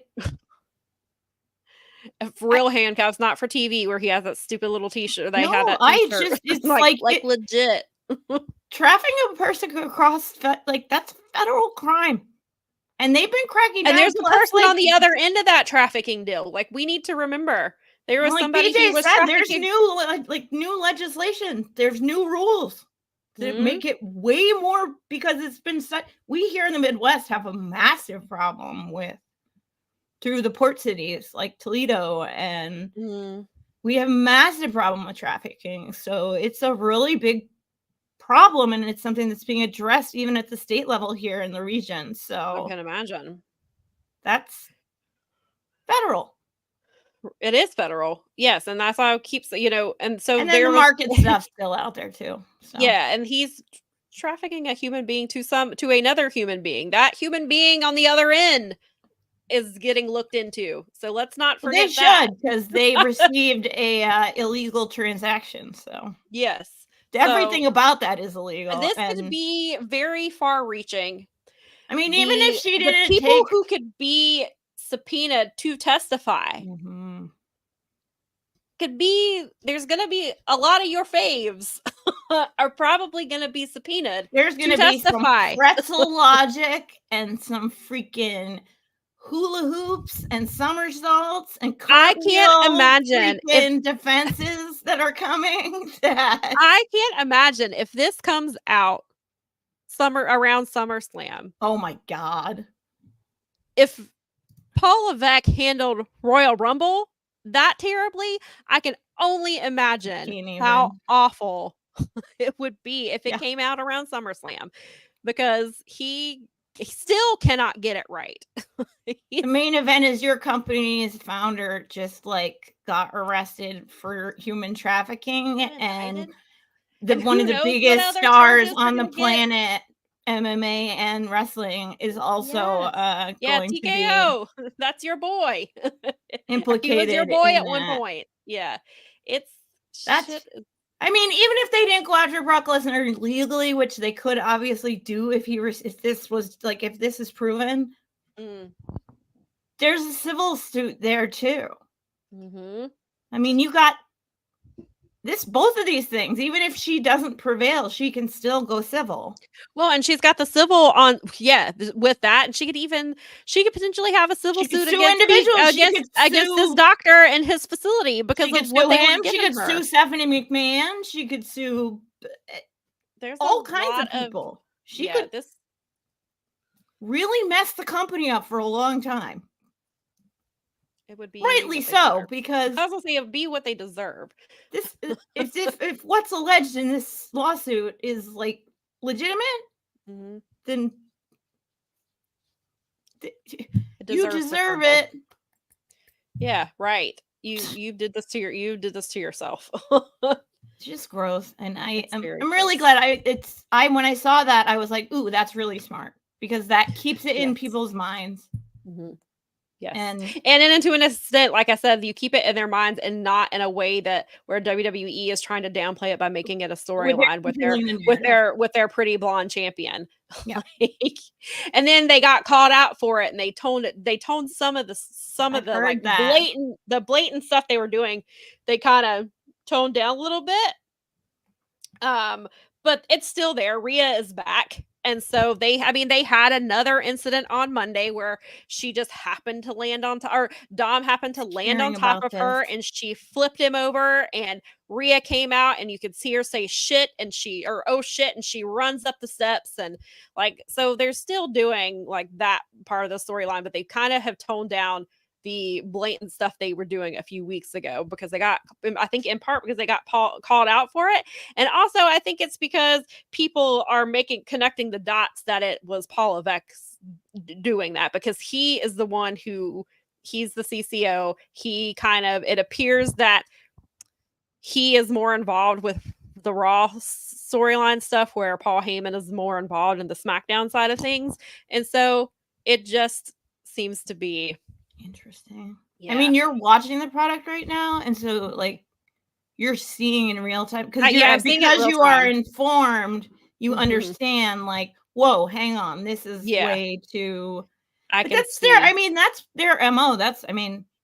It is their pretty MO. Much what they do. That's the kind of thing they do. And again, and like I mentioned, it's the look over here, not look over here, because they did the thing where that night that they did the stuff with Liv that was so blatant was the same night that the end of the show ended up being the very emotional promo from Bo Dallas, where we hear from him for the first time about how, this death affected him and things like that. So it's very much a look over here, not over here type of thing. And they're going to keep doing it. And so that's what's going to happen. They did the same thing with Royal Rumble. They were like, look at the number of tickets we sold. Look at the celebrities who were here. Look at, look at this, look at this, look at this. Here's our deal on Netflix. And then, so SummerSlam is going to be, look at how many tickets we sold. This is the best selling, blah, blah, blah. Look at how many. Yeah, that's going to be the biggest SummerSlam ever. Yeah. Look at these, look at the title changes we had. Look at if they bring somebody, I have no idea. If they brought someone in, look at this person came with us, or this person's in the, look at all these people, look at all these famous celebrities in the crowd. Like, well, and they are trying to do little crossovers with the others. Like they're putting their toe in the water of doing little crossovers with like TNA and stuff they can essentially control. Like they have like to kind of distract from. They're like, we're not the big mean evil company that doesn't have. It's almost as if they're trying to establish that they're not a monopoly by they're not bringing those people in because it's an entertainment thing or because the fans value it. They're doing it as a way of being like, we bring another talent. We're not a monopoly. Yeah, because like even that Kung Lee, like they were gonna have a settlement with that Kung Lee lawsuit, and the judge decided the reason that affects wrestlers is because they will be entitled to monies and repayments and damages and all kinds of things, because that is about UFC and other companies having monopolies on sport, right? And the judge in that they had it all put together, and the judge was like, that's not enough. It doesn't cover what he felt like the people, like the actual athletes. And I mean, the judge is doing the right thing, even though I know a lot of people are mad about it. But at the end of the day, the judge is saying that's not enough money to cover what they were robbed of. Mm-hmm. These people were essentially exploited for your profit to a degree that this amount of money does not cover. So that's why, and that is a 10-year old lawsuit right now. Right. They are in year 10 and they thought they were at the finish. And that judge was like, no. And that's that's a TKO thing too. They're involved in that. So not only are they dealing with the Vince thing, but that can't be helping them. No, especially not in at the wild world of what's going on in like TV and streaming and media and There's a lot of moving parts. They want this to go away bad, and it's just not going to. No, it's just weird, and that's what I keep saying. Like we're in the early parts of this. Like BJ told us when he was on this show, like he's been following cases that have been going on for 8 years that have been litigated. And he's like, we're in the very, very early stages of this. This is going to be a long, wide ranging thing. Like we're not going to have, justice overnight. It's going to take some time. It doesn't work that way. Yeah, there's going to be, because they're going to be, of course, whatever the indictments are, his lawyers are going to try to fight it. WWE's lawyers are going to try to fight things too on their end. Like it could be, just be prepared to settle in for the long haul, because this is a story that I think it could potentially, last for years. It could. And all of us have talked about this. Could this get to the point where Vince just runs it through the courts until he dies? It's certainly possible. They'll do legal maneuvering, overpaying. I'm sure, and we don't know. But again, like we don't know what the DOJ knows. Mm-hmm. So maybe it is something that they could wrap up sooner rather than later, because maybe whatever they've got is pretty, sufficient that they can just be like, this is it, and we're taking you to trial. Yeah, and this trial is going to be over in a matter of weeks or months. So I mean, we don't know what it could be, but it could be, there is the potential of it being something very fast. But then there's also the potential that this is going to drag out for years. So it'll be, especially like you said, with TKO is involved in 2 major things now. So I don't know how it's going to play out, but we will continue to talk about it. Anytime that there's an update about this case, we're going to talk about it. I'm not, a lot of podcasts have moved on from this, or they won't talk about the more serious stuff. And that's not happening here. If you're looking for this to be sugar coated, this is not the place for you. Well, it's really important that it's her doing this. It was an act of publicity, just like you guys do, because that's how you keep things in the social consciousness. Mm-hmm. Is by telling people and reminding them, because media cycles are like 4 seconds. It's like you get we get so much like blasted at us on a daily. It's like, and the DOJ is like on top of this, like on top of the Vince stuff. Like they and the SDNY, like they're on the Sean Puffy Combs. Sean Diddy Combs, yeah, that's a very massive case. Yes, that's a massive case, and that could have these two could end up having implications for the other one. Yep. Like whatever happens with Vince could have implications for the Diddy case. I've said it all along, is like, just because Jeffrey Epstein went away doesn't mean that there wasn't a power vacuum somewhere in that organization. No. Right. Well, and then you even have, like, even though there's the Harvey Weinstein thing where he ended up being like, it was overturned, it's supposed to be, they're planning to like refile the case against him like this year. Like, so it's not over just because of that one little thing. Like, so you're still seeing this fallout from women coming forward about the abuses that happened to them. And it's still, it's still reverberating. And yeah, some of these people are getting back into movies and they're getting back into wrestling and things like that. And, but we're going to be here to talk about it. We'll be talking about it. So yeah, I think that covers that part. But while we are still on WWE, I do briefly want to talk about this Gunther promo. Yeah, you're going to have to explain what happened here, because obviously I don't watch the product because I don't get paid for it.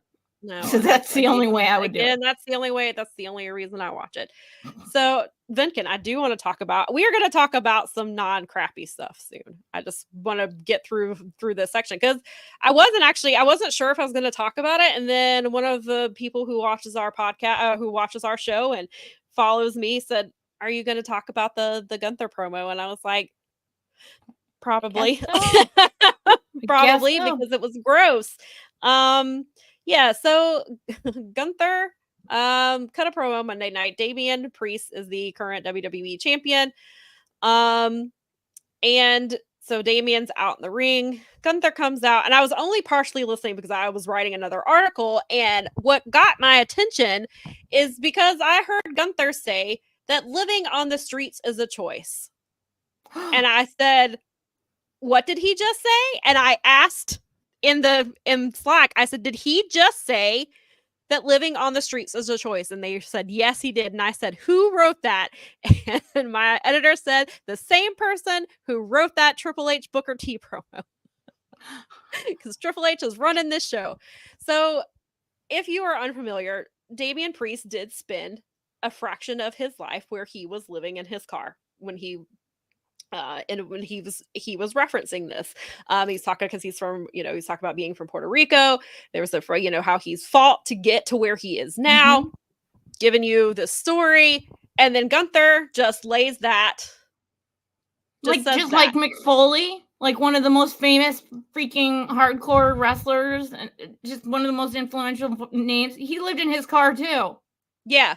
So he said that, but then he goes on to say, well, that just shows me that your family didn't love you because my family loved me and I never would have had to deal with something like that. Self-entitled prick. Some people don't have families. Lucky you. I was like, congratulations, you got a good supportive freaking family.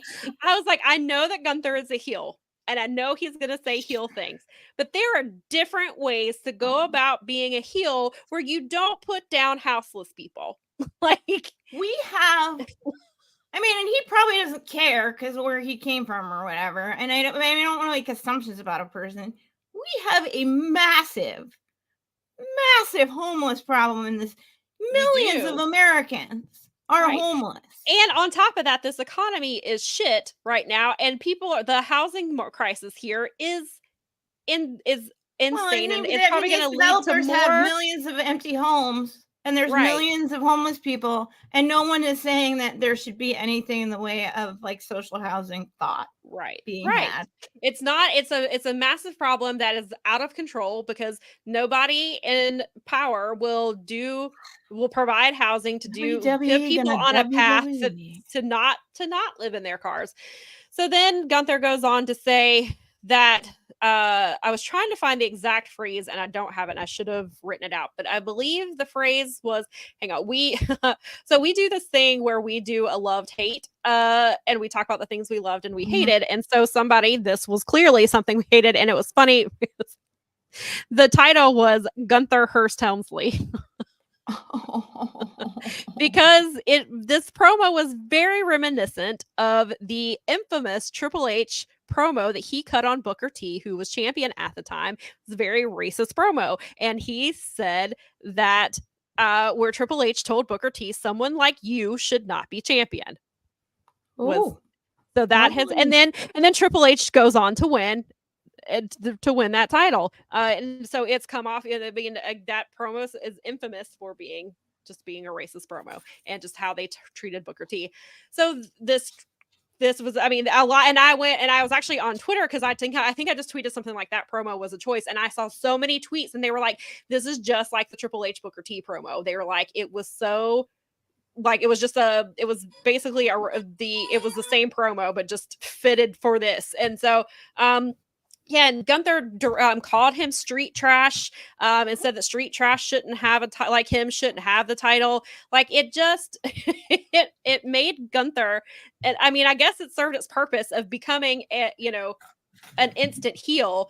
And I was talking to some people about it and they were like, yeah, I was behind Gunther, but that completely soured me on him. Like, I hope he loses, which I know is the point. Like, that's what they're getting at, is they want you to hate, but there's ways to go about it. And this was not it. And it does not help that Gunther and Imperium have long had a lot of people say that that character and that group has Nazi symbolism and just they changed the guy's name to a Nazi's name, right? And then there was the 2K23 game where they get ratings, and Gunther's rating was an 88, and that's a very specific Nazi reference. And then when fans like called it out, they're like, oh, well, and they changed his rating because of it. So it's just, the whole thing was just very gross. And I was like, I understand. I've been a wrestling fan for decades. Like, I get it. I know when you're working me to make me hate a person and to cheer for this person. I get it. I know how it works. Which is why I know that you don't have to be racist to do it. You don't have to put down houseless people to do it. You don't have to insult people. You don't have to body shame people. Like, there are other ways to go about getting your message across, and this just was not it. And if the point was to make Gunther a massive heel, then I guess it succeeded. This is like par for WWE's course, pretty much, which doesn't excuse it. It's still gross.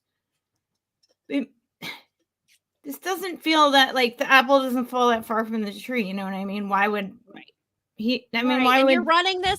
Then on top of that, like, the timing was that it was running during when the RNC is happening, and you have Hulk Hogan who's out there talking. You've got Linda McMahon, Dana White. Kane, Mayor Kane is out there. Like, just all of it. Just the RNC looked more like a wrestling event than a freaking. That's political exactly event. what a mutual friend of ours from Canada said, that was more of a work than anything. He was like, it's like, well, they finally at least they're admitting that the party system is a work. Yeah. So thanks for that. We all, those of us who have half a brain knew, but yeah. And again, as you and I have said a million times, wrestling is a mirror of real life. It is a mirror of society. And we saw it play out right there, on the screen. And Paul said, I knew you wouldn't have tweeted it as if such a promo if it weren't really awful, but damn. Yeah. Cause like, I stopped writing my article because I usually, if I'm writing, that I won't tweet, and I tend not to tweet during Raw anyway, because I just Raw, I'm not. You don't want to elevate the thing. No, and I'll make references to certain things, like if it but generally I don't tweet during Raw or SmackDown for that matter. But that was just egregious. Like, it was so bad. And then, like, the next day, my editor at another website, he missed the promo, and he was like, was it really that bad? And I was like, and a couple of us were like, yeah. And I was like, I said, I kept seeing a lot of tweets saying it was reminiscent of the Triple H Booker T promo. And he's like, yeah, I keep seeing that too. And then I think he went and watched it and pretty much came away with the same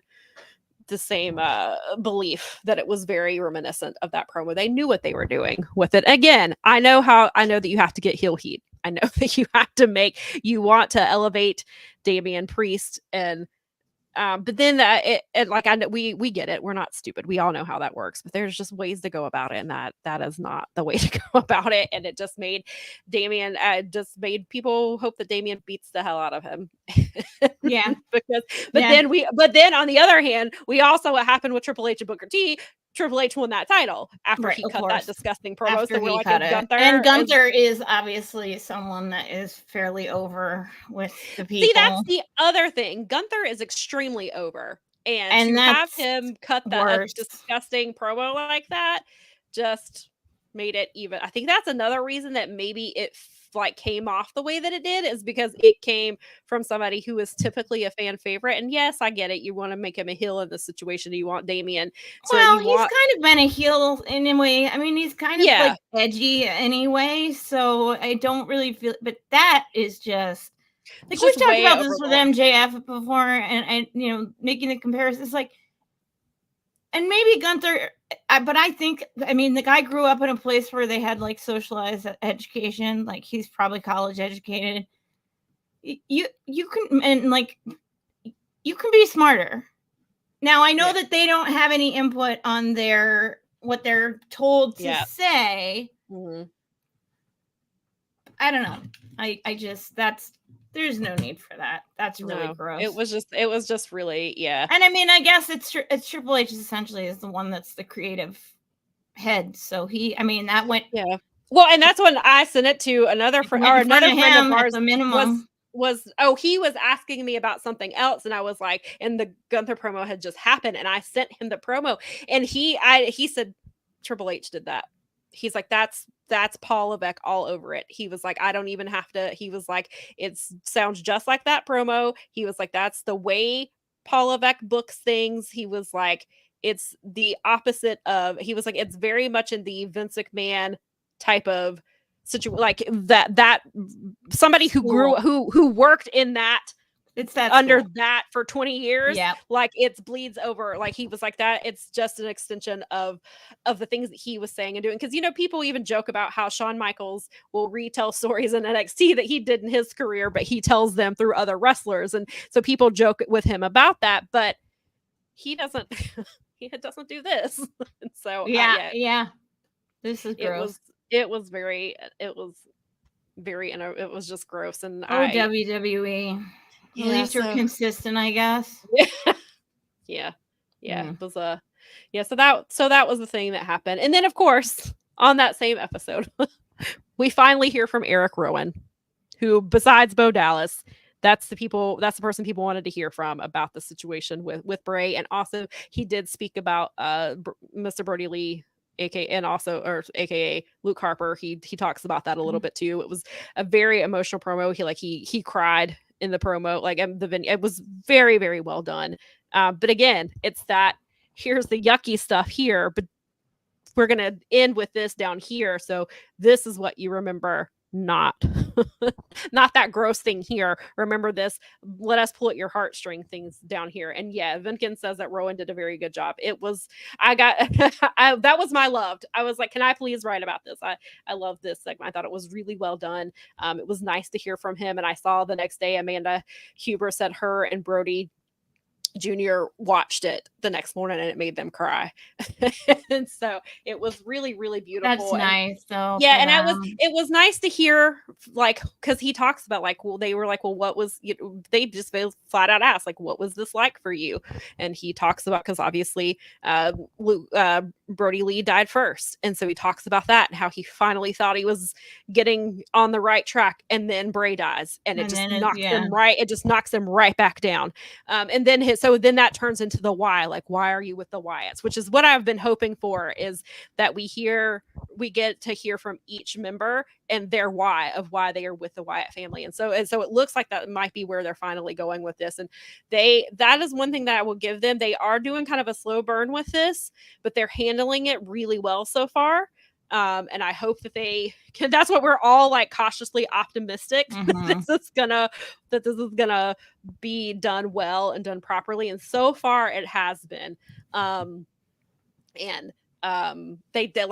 We saw Bo Dallas get in the ring for the first time on Monday night, and he was laughing and he was saying, yeah, which is a reference to Brody Lee, because that was something he did. And so it was nice to kind of have that, to see that there, that they're letting him talk about Brody Lee, and that they did that they brought the Wyatts out to the ring with him, and he drops down to his knees the way that Bray did, and he had his arms opened and there behind him, which looked like the Wyatt family. Like, so they have these nice little like callbacks to Bray and to Luke Harper, which is really nice to see that they're both being remembered, because it's not just about, as much as it is about Bray, it is also about Brody Lee as well, because Brody Lee had such an effect on them, which was really cool. And so I'm hoping it continues to play out well, but so far so good. So that is probably my favorite thing that is happening right now, other than DIY being the tag team champions. That is cool. Which is so. Cool. So at least I do have some positive good things to talk about. And yes, it was the old Bray Wyatt pros. And Vinkin did point out that maybe we don't hear from Loomis because he doesn't talk, which is true. I'd forgotten about that. So maybe he just writes a note, or maybe he tells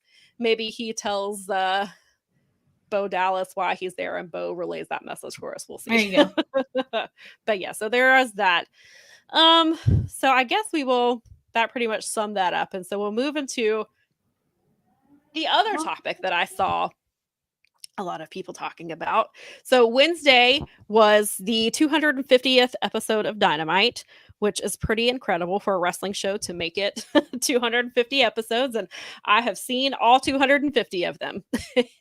And so we open with a huge match. Will Ospreay versus MJF, who apparently some people on the internet think that we shouldn't have gotten that match for free on TV, that is a pay-per-view quality match, and you should only pay for good matches, and you don't. I guess they think you don't get to watch good matches for free on TV. I guess they expect you to just come out there and go through the motions and then save it all for the pay-per-view, which that's certainly an interesting way to look at wrestling. I for one enjoy having great matches on TV for free and not having to pay for it. And JD said, because I tweeted that, and JD said, "So you're normal?" And I was like, "No, apparently I'm abnormal." Yeah, apparently. Apparently it's abnormal to like free, to expect to have good matches. My biggest complaint, honestly, and it's just a timing thing for me. The match was amazing, and MJF really stepped up, because he had to. Yeah. The number of ads slows. It's like when my New Japan World lags, and I'm watching an amazing match, and I'm watching this amazing match, and then they go to picture in picture. Or they go to an ad, and then they come back, and it's like, you're doing a 60-minute match here. You're doing it does take you out of it. I think I wonder if part of the reasoning with that is so people wouldn't realize it was gonna go nearly 60 minutes, and so maybe they were trying to break it up a little bit, because usually because it's not like, I mean, Tony has said, hey, our great partners at TBS are going to let us go commercial free for the first 30 minutes or something like that. So I don't know if that was part of it, is they just wanted to be like, there's limited. They want you to think that they said something about limited commercial, and so I was like, okay, probably picture in picture. And then they actually did show a few ads, and it does take you out of it, though. I agree with that. That was my only. Other than that, I'm like, well, I'm really sorry that you want to pay for a world class, one of the best matches of the year. Yeah, I'm sure that you can send Tony money. He'll take it. Like, you can send him a 20 or send him a 50. Yeah, buy the next pay. If you want to spend money buy the next pay-per-view, I guess. It was the 250th episode. Like, why would you not have? That's exactly what I said. Why would you not put a banger on the show? Of course, the 250th episode is going to have a match like this. It should. And they're trying to get a new TV rights deal on top of that. Which, I mean, I guess they're presenting this thing to you. Hey, if you like this, we can provide more of this. Would you please give us more money so that we can continue to be on TV every week? Would you give us money so that we can stream all of our programming, that our fans can go back and watch the first 5 years of this company, so they can go back and watch the first 249 episodes of this? Like, will you provide us money for that? Look at this cool stuff we have. Like, I don't know. Wow. I mean, wrestling fans boggle my mind sometimes. Me too. So Daza said, I swear to God, they're so committed to the I root for business philosophy that they cheer when the subscription fees go up. He's not wrong. No, not at all, Daza. And then, it's and it says, Duncan says, Netflix deal sounds good, to be honest. So WWE got a good deal. Yeah, it sounds like they did, which is, good for them. But then that means, but AEW, I was like, there's so many reasons they made that team. And I was like, and we talked about this a few weeks ago, like, Will Ospreay doesn't know how to go on TV and go at 50%. He just doesn't know how to do that. And if you're MJF, you have to step up to that. We've talked about this a million times. MJF can wrestle. Yes. This is not a mystery. But just he like wasn't necessarily on Will Ospreay's level. He did have to step up, though. He had to go, and Will has gone long distances before. I mean, obviously MJF and Adam Cole had the 30-minute match, which was incredible. Right. But that's only MJF's third match this year. That was like, I forget the number. Excalibur said it. I can't remember how many how many matches he has had this year. So there's a different level to it. On top of that is because he's been actively wrestling, where MJF has had 3 matches, and that was his third one, was this amazing 59 minute and 58 second match. Like on top of that, you have to, I mean, the man needed oxygen at the end of it.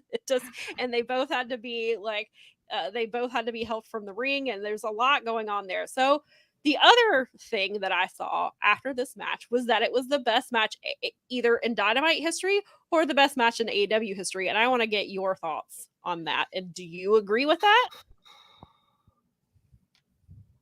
In AEW history, not necessarily. In Dynamite history, there's a case. That Hangman Danielson 60-minute Broadway was one of the best matches on the TV, like, that's happened. So that's out there as a comparison, like as a contender, I would say, to this one. And so that was this match was great. I really enjoyed it. And I am glad that they gave it to me. I would agree that it is one of the top matches in Dynamite history. It's definitely in the conversation for some of the best matches in AEW. But you had Kenny Omega versus Bryan Danielson at Grand Slam, the Grand Slam Dynamite. Like that's I saw Kenny Omega versus Will Ospreay in Toronto. That match will never be topped for me. I don't know. I mean, if I get lucky enough to top that match, then I am the luckiest wrestling fan ever. Yeah, like I still have them all. I started in 2020. I started making a match of the year contenders list because it always came up, and usually when we were writing and things like that. And I went back and I found like my match of the years from going back to 2020, and there were quite a few from Dynamite itself. And they were, let me see if I can find my list. I had there was a couple. They had one of the first ones is Best Friends versus Proud and Powerful in the Parking Lot Brawl in 2020. Yeah. That is still one of my favorite matches in AEW ever, and I'd forgotten that it happened on Dynamite. And then there was that was from 2020. I'm not going to read through all these, but that was on there. I have Rey Fenix versus Kenny Omega for the AEW World Championship on a Dynamite in January of 2021. That happened. There's also. And then right here, I have Kenny Omega versus Bryan Danielson Grand Slam. Oh, that was there's all these matches that have happened on Dynamite. There's Takeshita versus Danielson happened last year. Bandito versus Danielson also happened last year on Raw. Wasn't there a Takeshita match already this year that was a really on Dynamite? I think it was on that Revolution is the one that he and Ospreay at Revolution had. Okay. For me, probably the best match I've ever seen in person. Nice. That's fantastic. Has made that. But then I even had like Kenny Omega versus Vikingo happened on Dynamite last year. Like there's that was a good match too. Yeah. And so I again, like the match with MJF and Ospreay was incredible. I really enjoyed it. I was a little pissed off at the ending, but going back and rewatch because I missed some of the beginning. Like it was on, but I didn't get to focus at some of the earlier stuff in the match. So Nikki and I went back and rewatched it, and it is hard because we were having to fast forward, and that takes you out of it too. Mm-hmm. And so, but the match was really great, and the ending does make sense because we'll talk about in a second where they go from here. But like the match was incredible. I definitely think it's one of the best in Dynamite history. I don't think I would say it is the best because we had Danielson versus Kenny Omega. And we've had some other really good top contenders up there that were really, really good.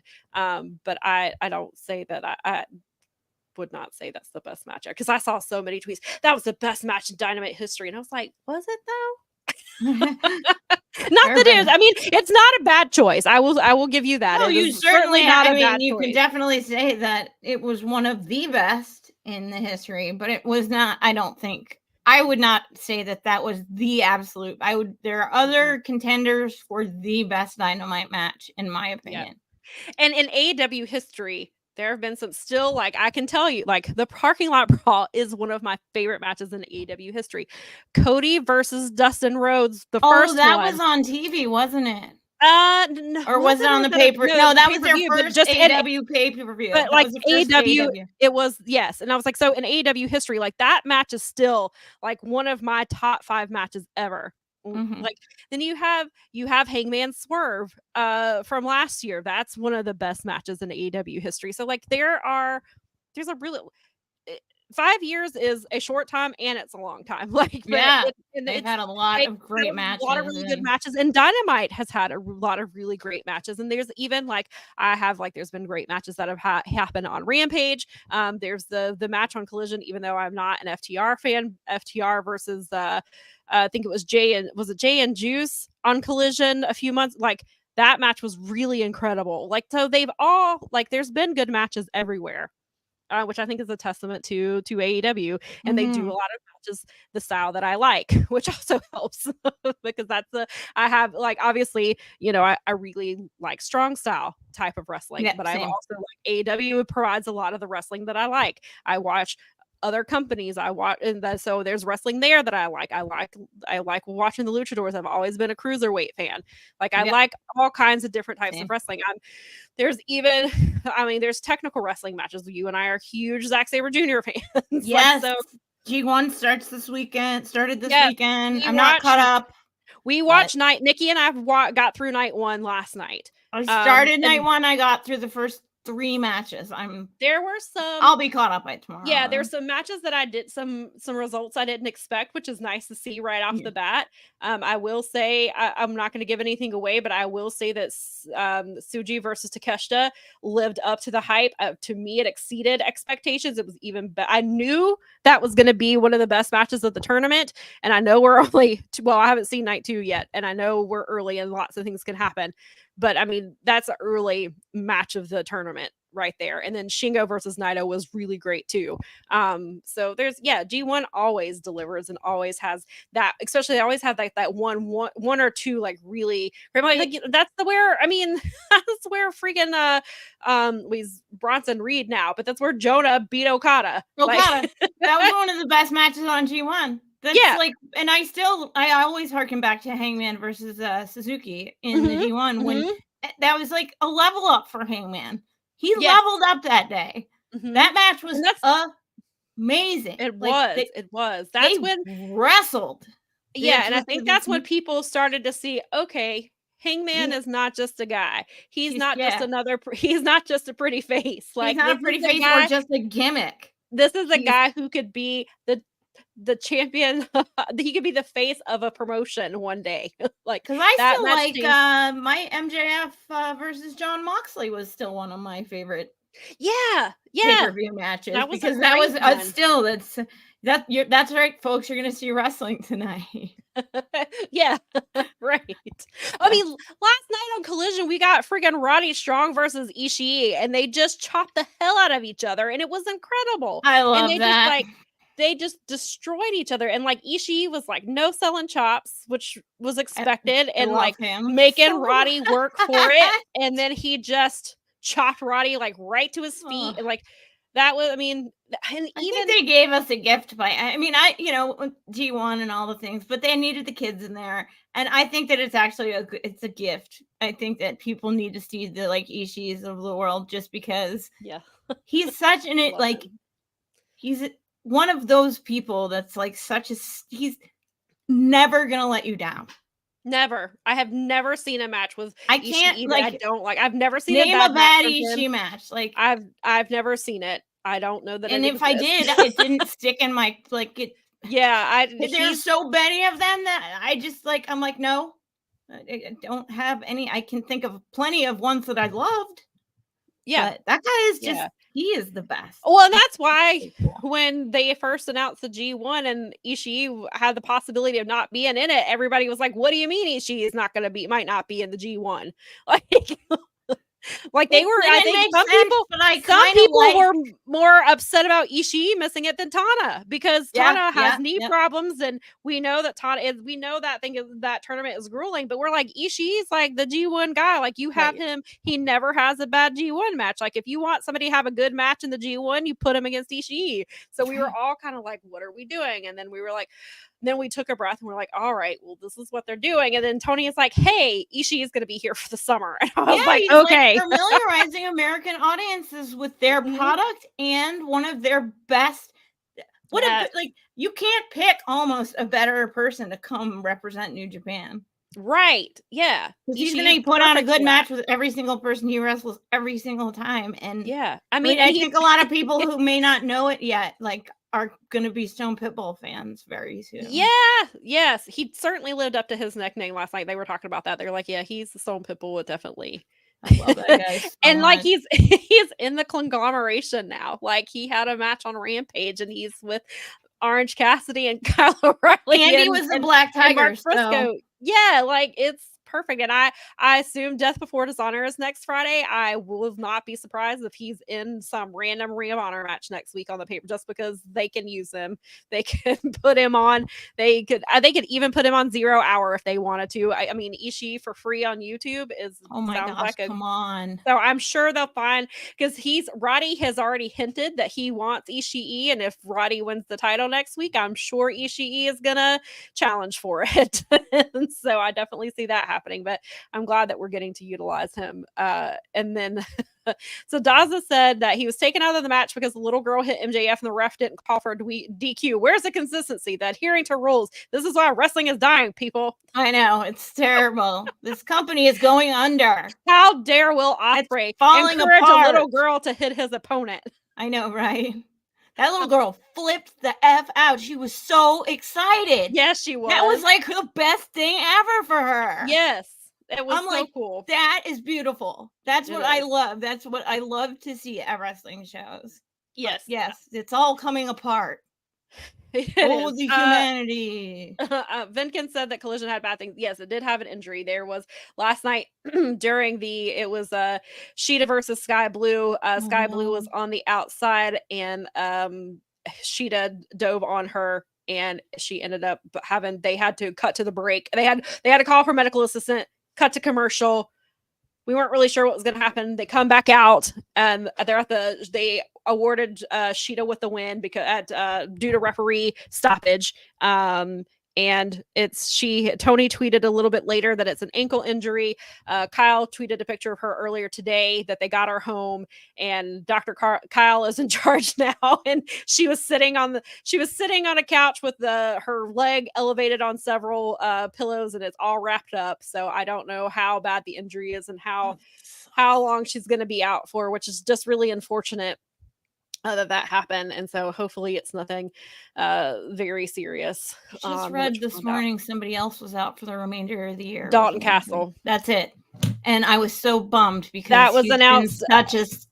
Yeah, he got the week before he had the match with Roddy Strong, and the winner of that match was going to Death Before Dishonor to wrestle Mark Briscoe, and that was the match that Dalton Castle was injured in. We do not know what that injury is. There had been some talk that Dalton was knocked out during that match. Oh, but he also has a history of back injury, so I don't know if any of that, because he wrestled with a broken back.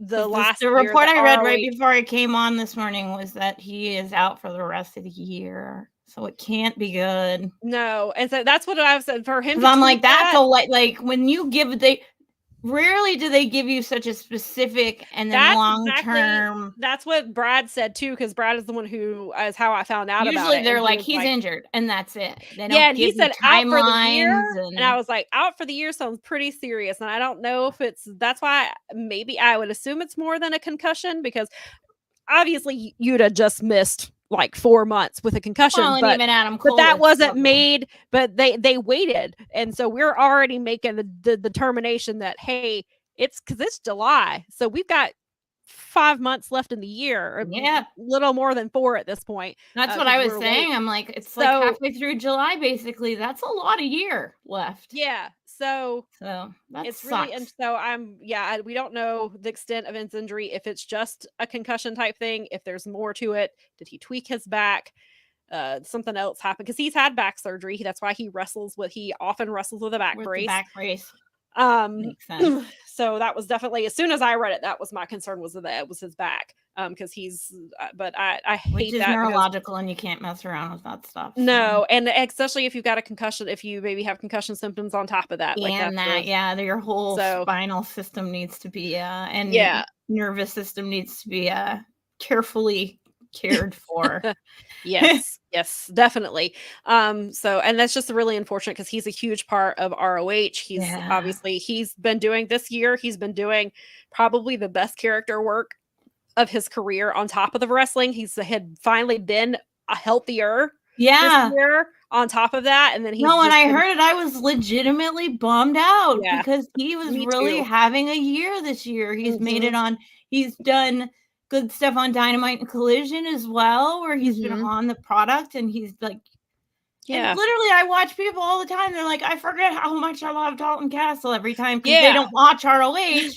So it's like, and so because it's always like, I forget how much I love him. And then all 12 of you are like, you should watch ROH.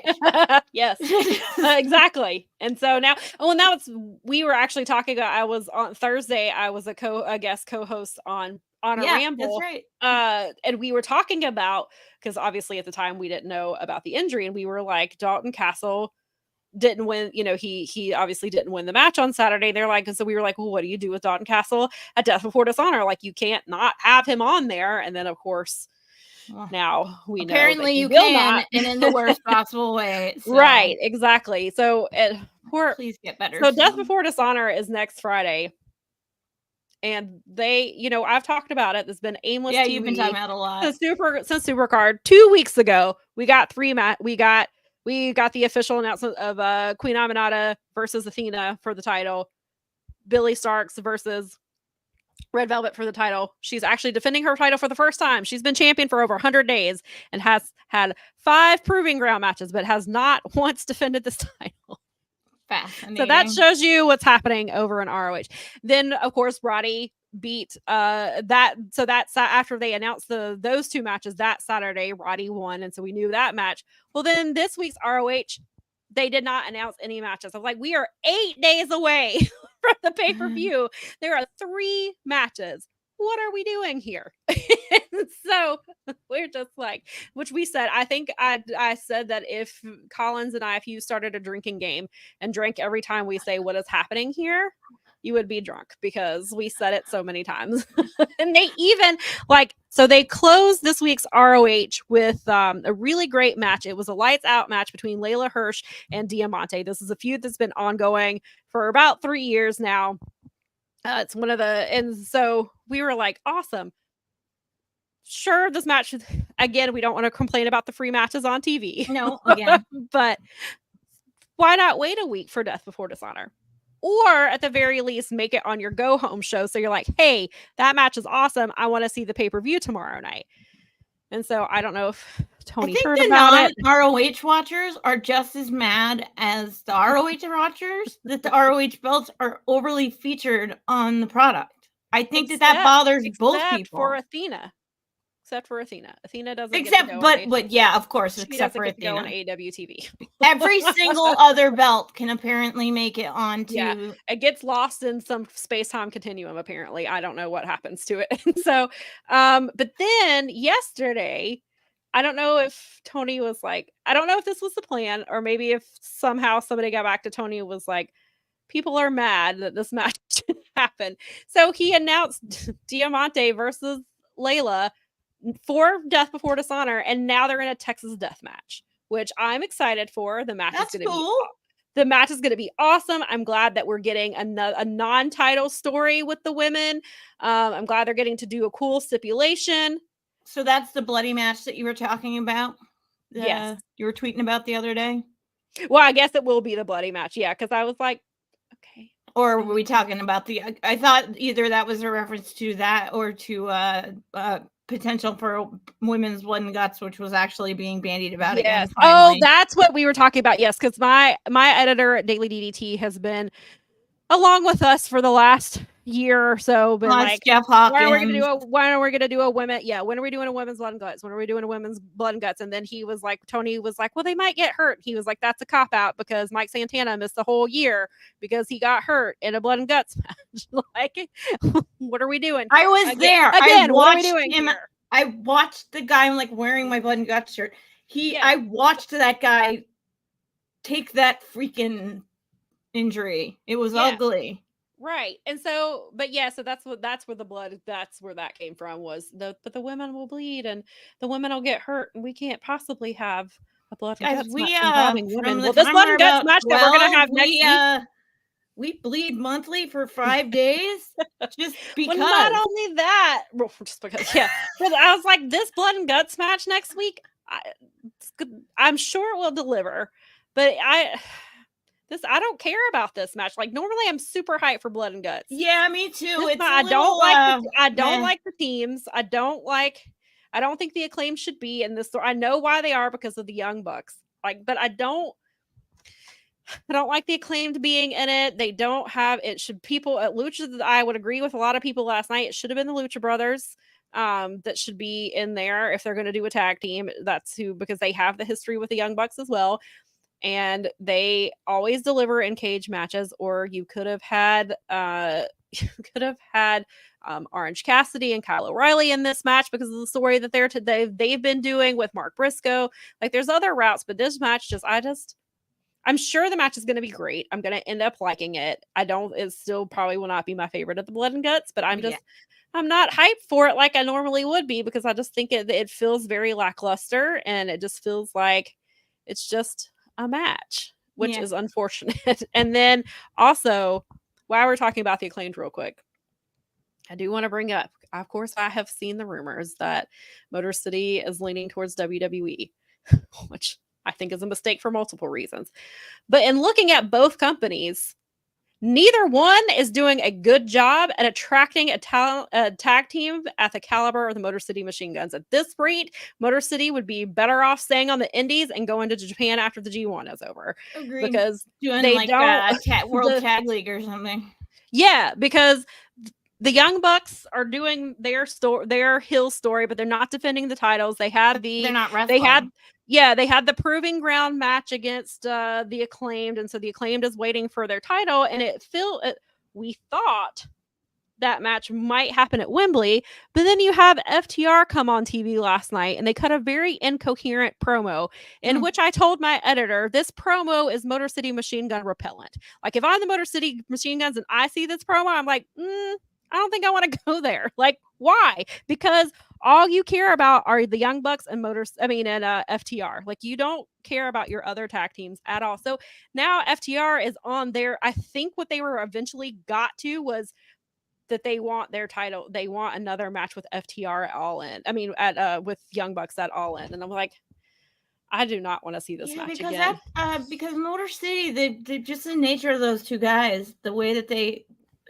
And I now, even with the promotion where I've seen them work with the kids the team I like here, and realizing that one of those kids is only 2 years in, and they were still, they seem like they would want to be in a position to be not just the tag team, but also a tag team helping other tag teams. So if there's not a strong tag team division, right, which WWE also does not have, for them to be like. Because I'm sure that they would have the freedom, like a lot of other people that work with the promotion, like Bryan Danielson and whatever, to teach and do the things that they do, because that's how the two of them are and have been their entire careers.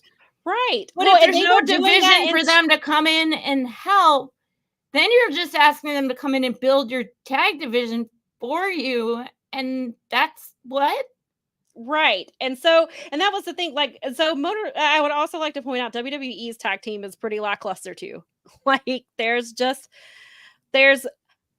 only match I care about, the only WWE match I would possibly care about is Motor City versus DIY. Yeah, what? That's it. I'd literally care. I don't want to see them. I don't care. Honestly, I'm sitting here trying to rack my brain for thinking up a tag team in WWE right now, other than the other champions. The Raw champions are Finn Balor and Jada McDonough, who again was named during Speaking Out.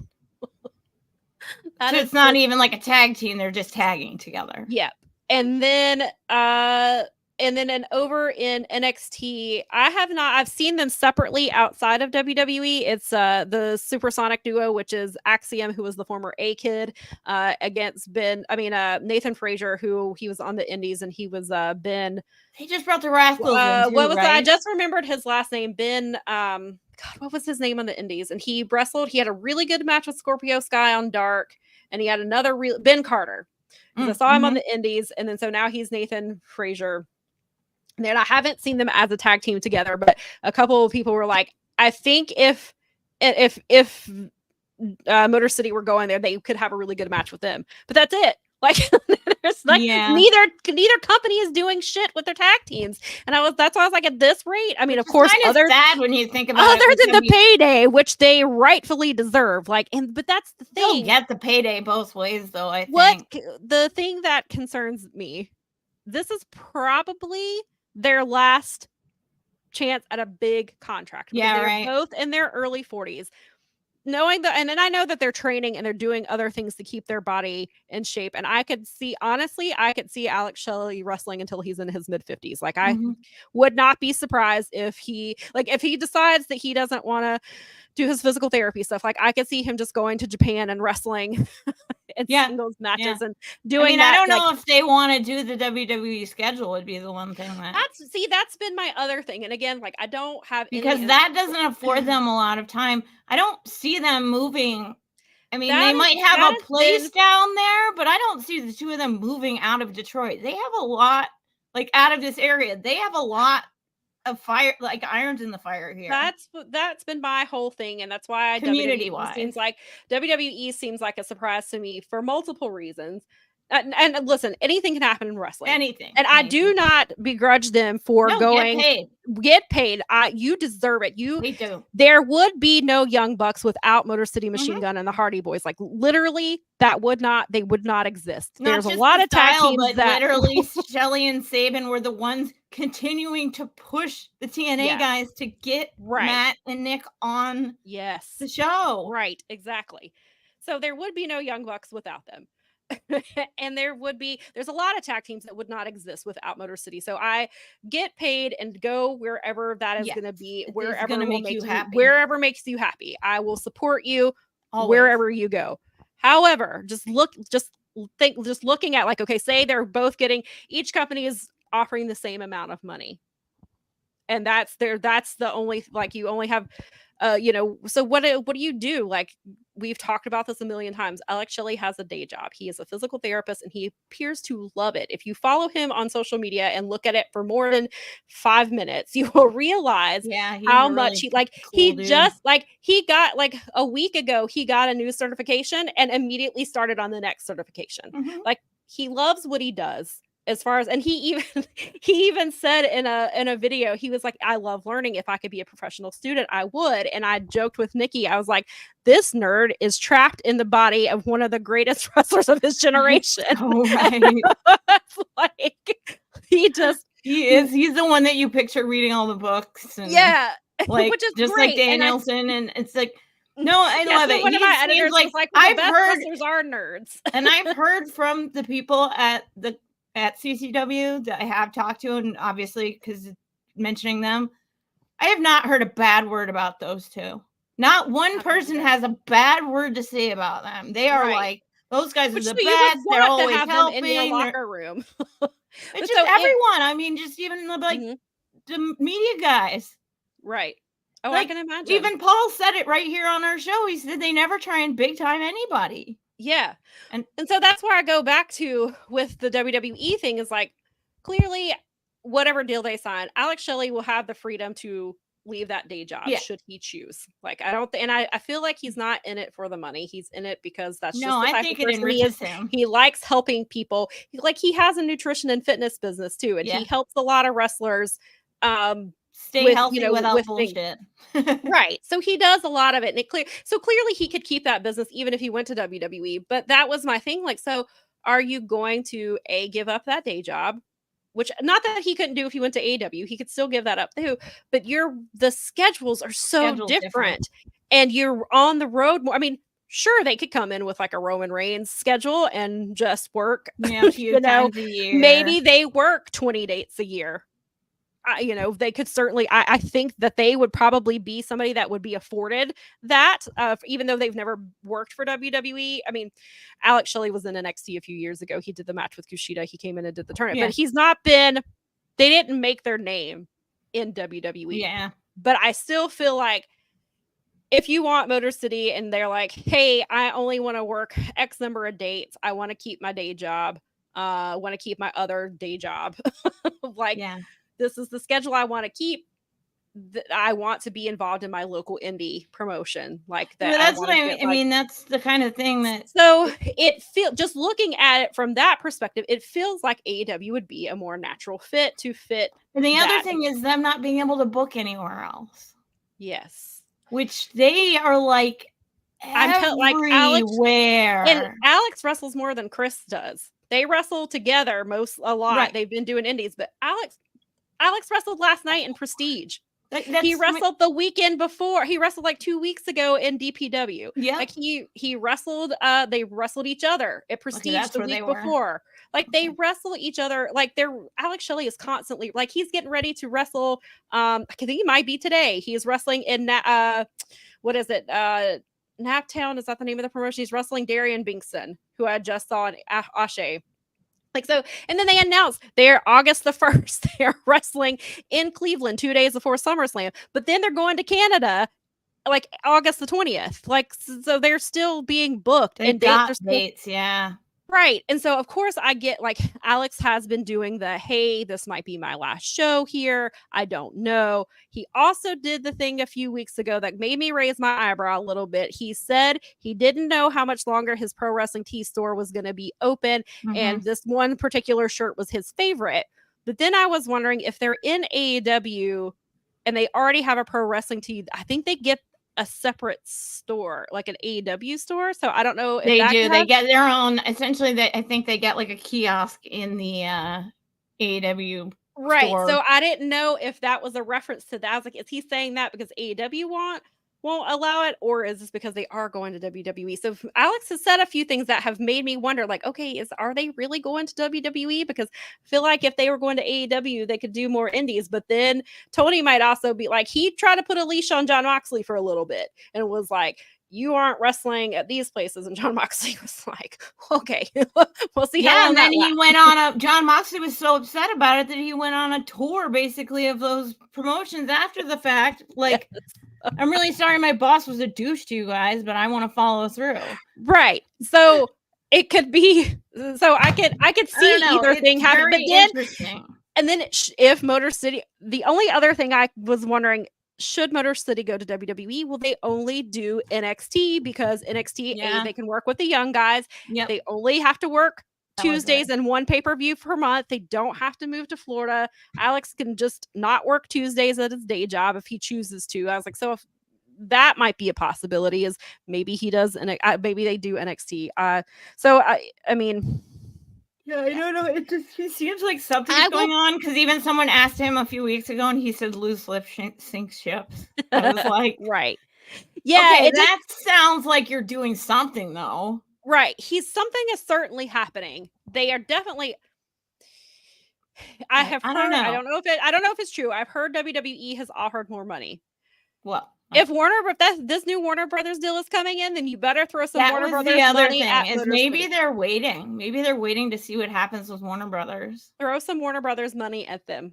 Because they'll always be a commodity. It's not like WWE's not going to want them a month from now when the Warner Brothers deal is inked. If that happens. I mean, there was a lot of chatter this weekend about at least some sort of in principle agreement potentially being out there. Right. It's hard to nail that down. Yeah.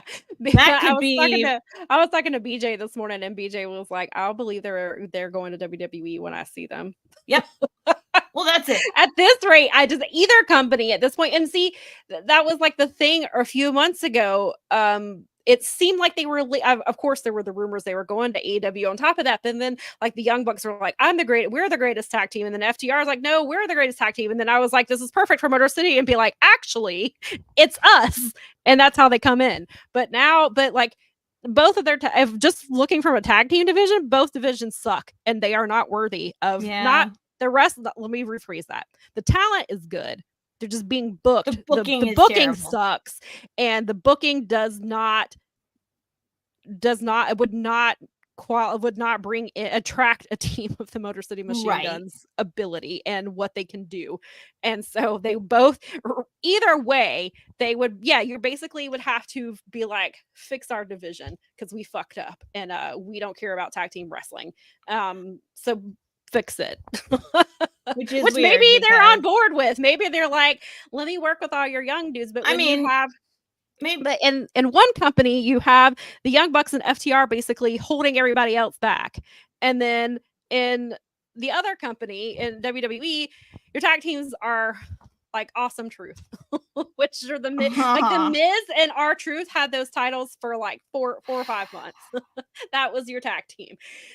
And then again, DIY is really great, but there's only so many times that you can wrestle DIY. I mean, in WWE, they like to do the same match 24 times. So sure, you could do that. And of course, like I'd like to see them do some singles stuff, which they could do in both companies. Like, of course, I want them as a tag team, but I would like to see Alex Shelley get some singles matches and Chris Sabin get some singles matches with some good things. And then you also have NXT working with TNA. So do they want to, is that a pro or a con? Is that a pro because, hey, I can work with my friends? Or is that a con because I've done everything I could possibly do in that company and there's nothing else for me to do and I don't want anything to do with TNA? And they fired somebody I'm really good friends with. They essentially disabled the company that they were a part of and they were let go. So like, why would you want to work with that promotion? Especially with, I mean, the behind the scenes stuff with the business side on that sounds horrible. Those people sound like they don't know. And if you're looking for, there's also the con of one of these companies is in a lawsuit and the other company is not. So that's also something that you may really gross lawsuit. You may want to factor that into where you're going. I don't know. Maybe that's not a priority. Maybe for some people that's not a high priority, or maybe they're being told, okay, well, Vince is gone, John Laurenitis is gone, Stephanie's not really around. Corporate officers, 2 of the other corporate officers are gone. Only corporate officer number 1 is still here. And you also have the son-in-law still here. But if you're down here with Shawn Michaels, then you'll be fine. Who knows? I don't know. Again, It's hard to say. I mean, whatever they choose, I will support them. It seems weird, but anything is possible with wrestling. And we've seen that in wrestling. Anything is possible. Yeah. And then you've got, I mean, I'm sure WWE is like, hey, we just brought in Stephanie Vacker. We're bringing in Julia. Yeah, like her. We're bringing the, so that it's exciting. We let EO go wrestle in Marigold. We let AJ go to Noah. So you could go to Noah, not New Japan. No, can't go there. But you could go here. Maybe we start a relationship with AAA, and you can go to Mexico here. So I'm sure they're giving them. If you're courting a team like that, you're throwing your best at them, I would hope. But if you're watching the TV and you're watching the product, and you see one company has the brand new champions who've been champions for a week get beat down by Jacob Fatu. On the other company, you have tag teams that aren't being defended and they're being held hostage by your really good friends in real life. But then you have another tag team who keeps holding back the division when you have Private Party and you've got the Lucha Brothers and you've got Top Flight. Maybe they're going to wrap up this storyline with the Elite. With this Elite versus or AEW versus the Elite thing going on with Blood and Guts. Maybe that's the beginning of wrapping this story up. I hope so, because the story is not going the way they thought it would. It's just, I get what they were trying to do and where they were, but it's ran its course. It's hurting the division. It is. It's hurting the tag team division. Okada has only defended the Continental title a couple times. It looks like Okada Hangman's probably happening at Wembley, so that'll be fantastic.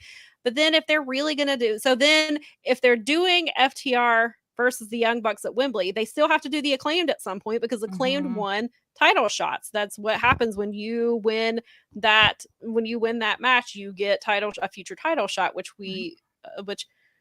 unless they're like not against the Young Bucks, you can get a future title shot against FTR. I don't know what they're doing. I don't know. It's a mess. Neither tag team at this moment on July 21st, 2024, neither one of them deserve Motor City Machine Guns, and Motor City would be better off just doing what they're doing on the indies and then waiting it out and going to New Japan. They seem happy. They don't need to have to rush around. Right. They could, of course, minus the really big paycheck that they deserve this rate for wrestling. It would certainly be wonderful if the entire world understood what we understand about Motor City Machine Guns, but right. So hopefully it'll be interesting to see how it plays out, where they show up, who ultimately pays them. Like you said, maybe they are waiting to see the Warner Brothers thing. Maybe they weren't looking to see. I mean, at this juncture, knowing it's close, I mean, they're not stupid, so they must they've already waited this long, and they have to know. Like, if it were me and it was my future, I would probably wait and see what if I sign up with AEW and Warner Brothers decides they're not going to do AEW anymore, right? Or what if they're going to put it on? They're going to put it on one of their like. What if you sign with the other company and there's a big indictment? Well, there's that too. What if that happens? What if you sign with WWE and they're like, and then your boss, the founder of your company is now in cuffs for sex trafficking and RICO and all kinds of other fun stuff. Right. What happens if WWE gets indicted and lots of people have to go, get subpoenaed, and even more charges get brought up against other people within the company? Like, there's that too that you have to. And again, they seem like people who are considering what I think that they would care about their workplace. You know what I mean? I think so. Yeah. I mean, not everyone does. If you're going there long term, because I assume that this. I mean, sure. I guess if it's Motor City, they might be like, all right, you could do a 1 year deal. We won't sign you up for 5. And we will, or we'll let you do 2 years, and then we'll let you out. But they're mostly avoiding doing that now. Mm-hmm. I think with Motor City, they'll make exceptions. Yeah, they would. But in general, most people are coming in and they're signing 5-year deals, and they even locked people down that were like almost about to become free agents. They just offered a bunch of money to a few of them, and yeah. Well, and then you also they're 42 years old. So if they are signing a 5-year deal, you're taking to them to their almost 50. 50. Not that I don't think. I mean, granted, injuries happen anytime. We've seen Adam Copeland. Yes, we saw Adam Copeland. What happened with him? We saw what happened with Sky Blue last night. Obviously, injuries can happen anytime. These two condition their bodies really well, especially because Alex now has all this background with the physical therapy stuff. So that's why I can see him wrestling until he's like 55 if he feels like it. Oh, yeah. But this is probably going to be their last really big contract. And if they sign a 5-year deal, they're going to be 47, 48 years old by the time those deals are up.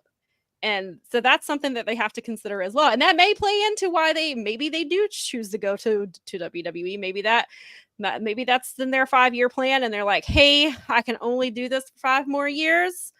I'm going to go hang out with Shinsuke and I don't think they're going to go phone it in. I don't think they're going to go 60% like Shinsuke sometimes does. I don't think they know how to do that, but I don't think so. Yeah, there's a lot to consider.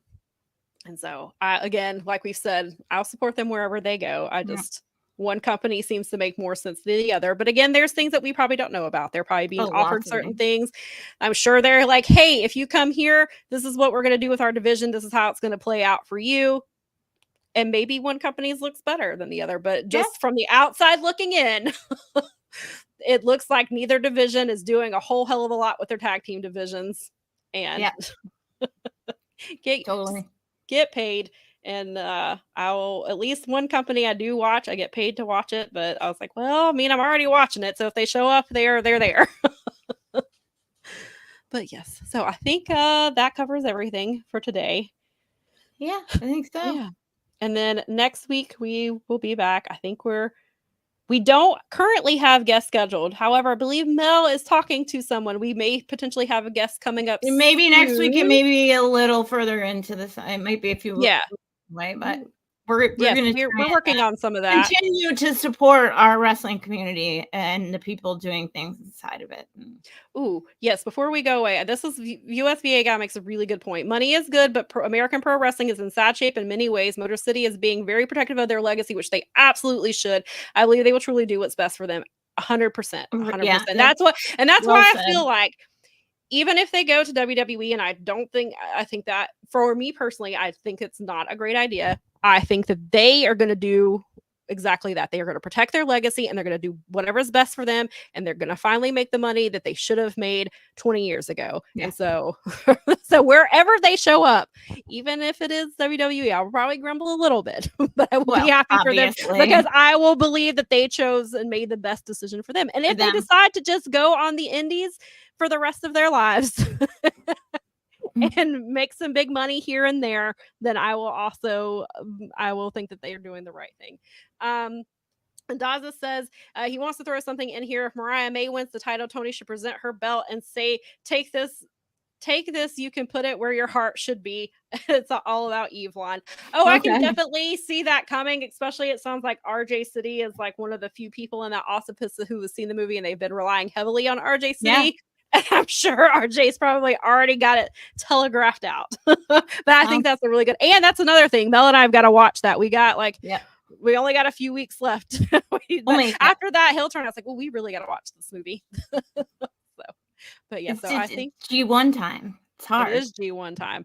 Yes. I got to get to, last night when I was watching night 1, night 2 started and I was like, well, I guess I have to get to that tomorrow. Yeah, no, I was like, I'm still behind on the Bear. I did not get caught up on that. And I was like, I'm behind on some other things. And I was like, but it's G1 season and G1 generally comes first. Yes. So we will be back next week, probably talking about some Death Before Dishonor stuff.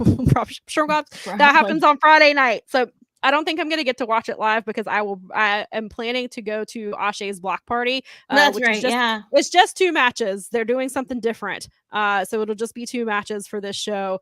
So I might get to Death Before Dishonor later, but I'm sure, knock on wood, it's wrestling. I'm sure we'll have plenty to talk about next week. So thanks for hanging out with us. Make sure that you download the PBS app so that you can watch When Giants Walked Here. We'll make sure that we tell you where to find it and we'll remind you as it gets closer. And thank you to Chris and Cliff for coming to hang out with us, and make sure you subscribe to the YouTube channel. And that if you want other coverage, like the wrap and things like that, they are wherever you can find podcasts. And we will be back next week. Yes, we will. All right. Have a good week, everyone.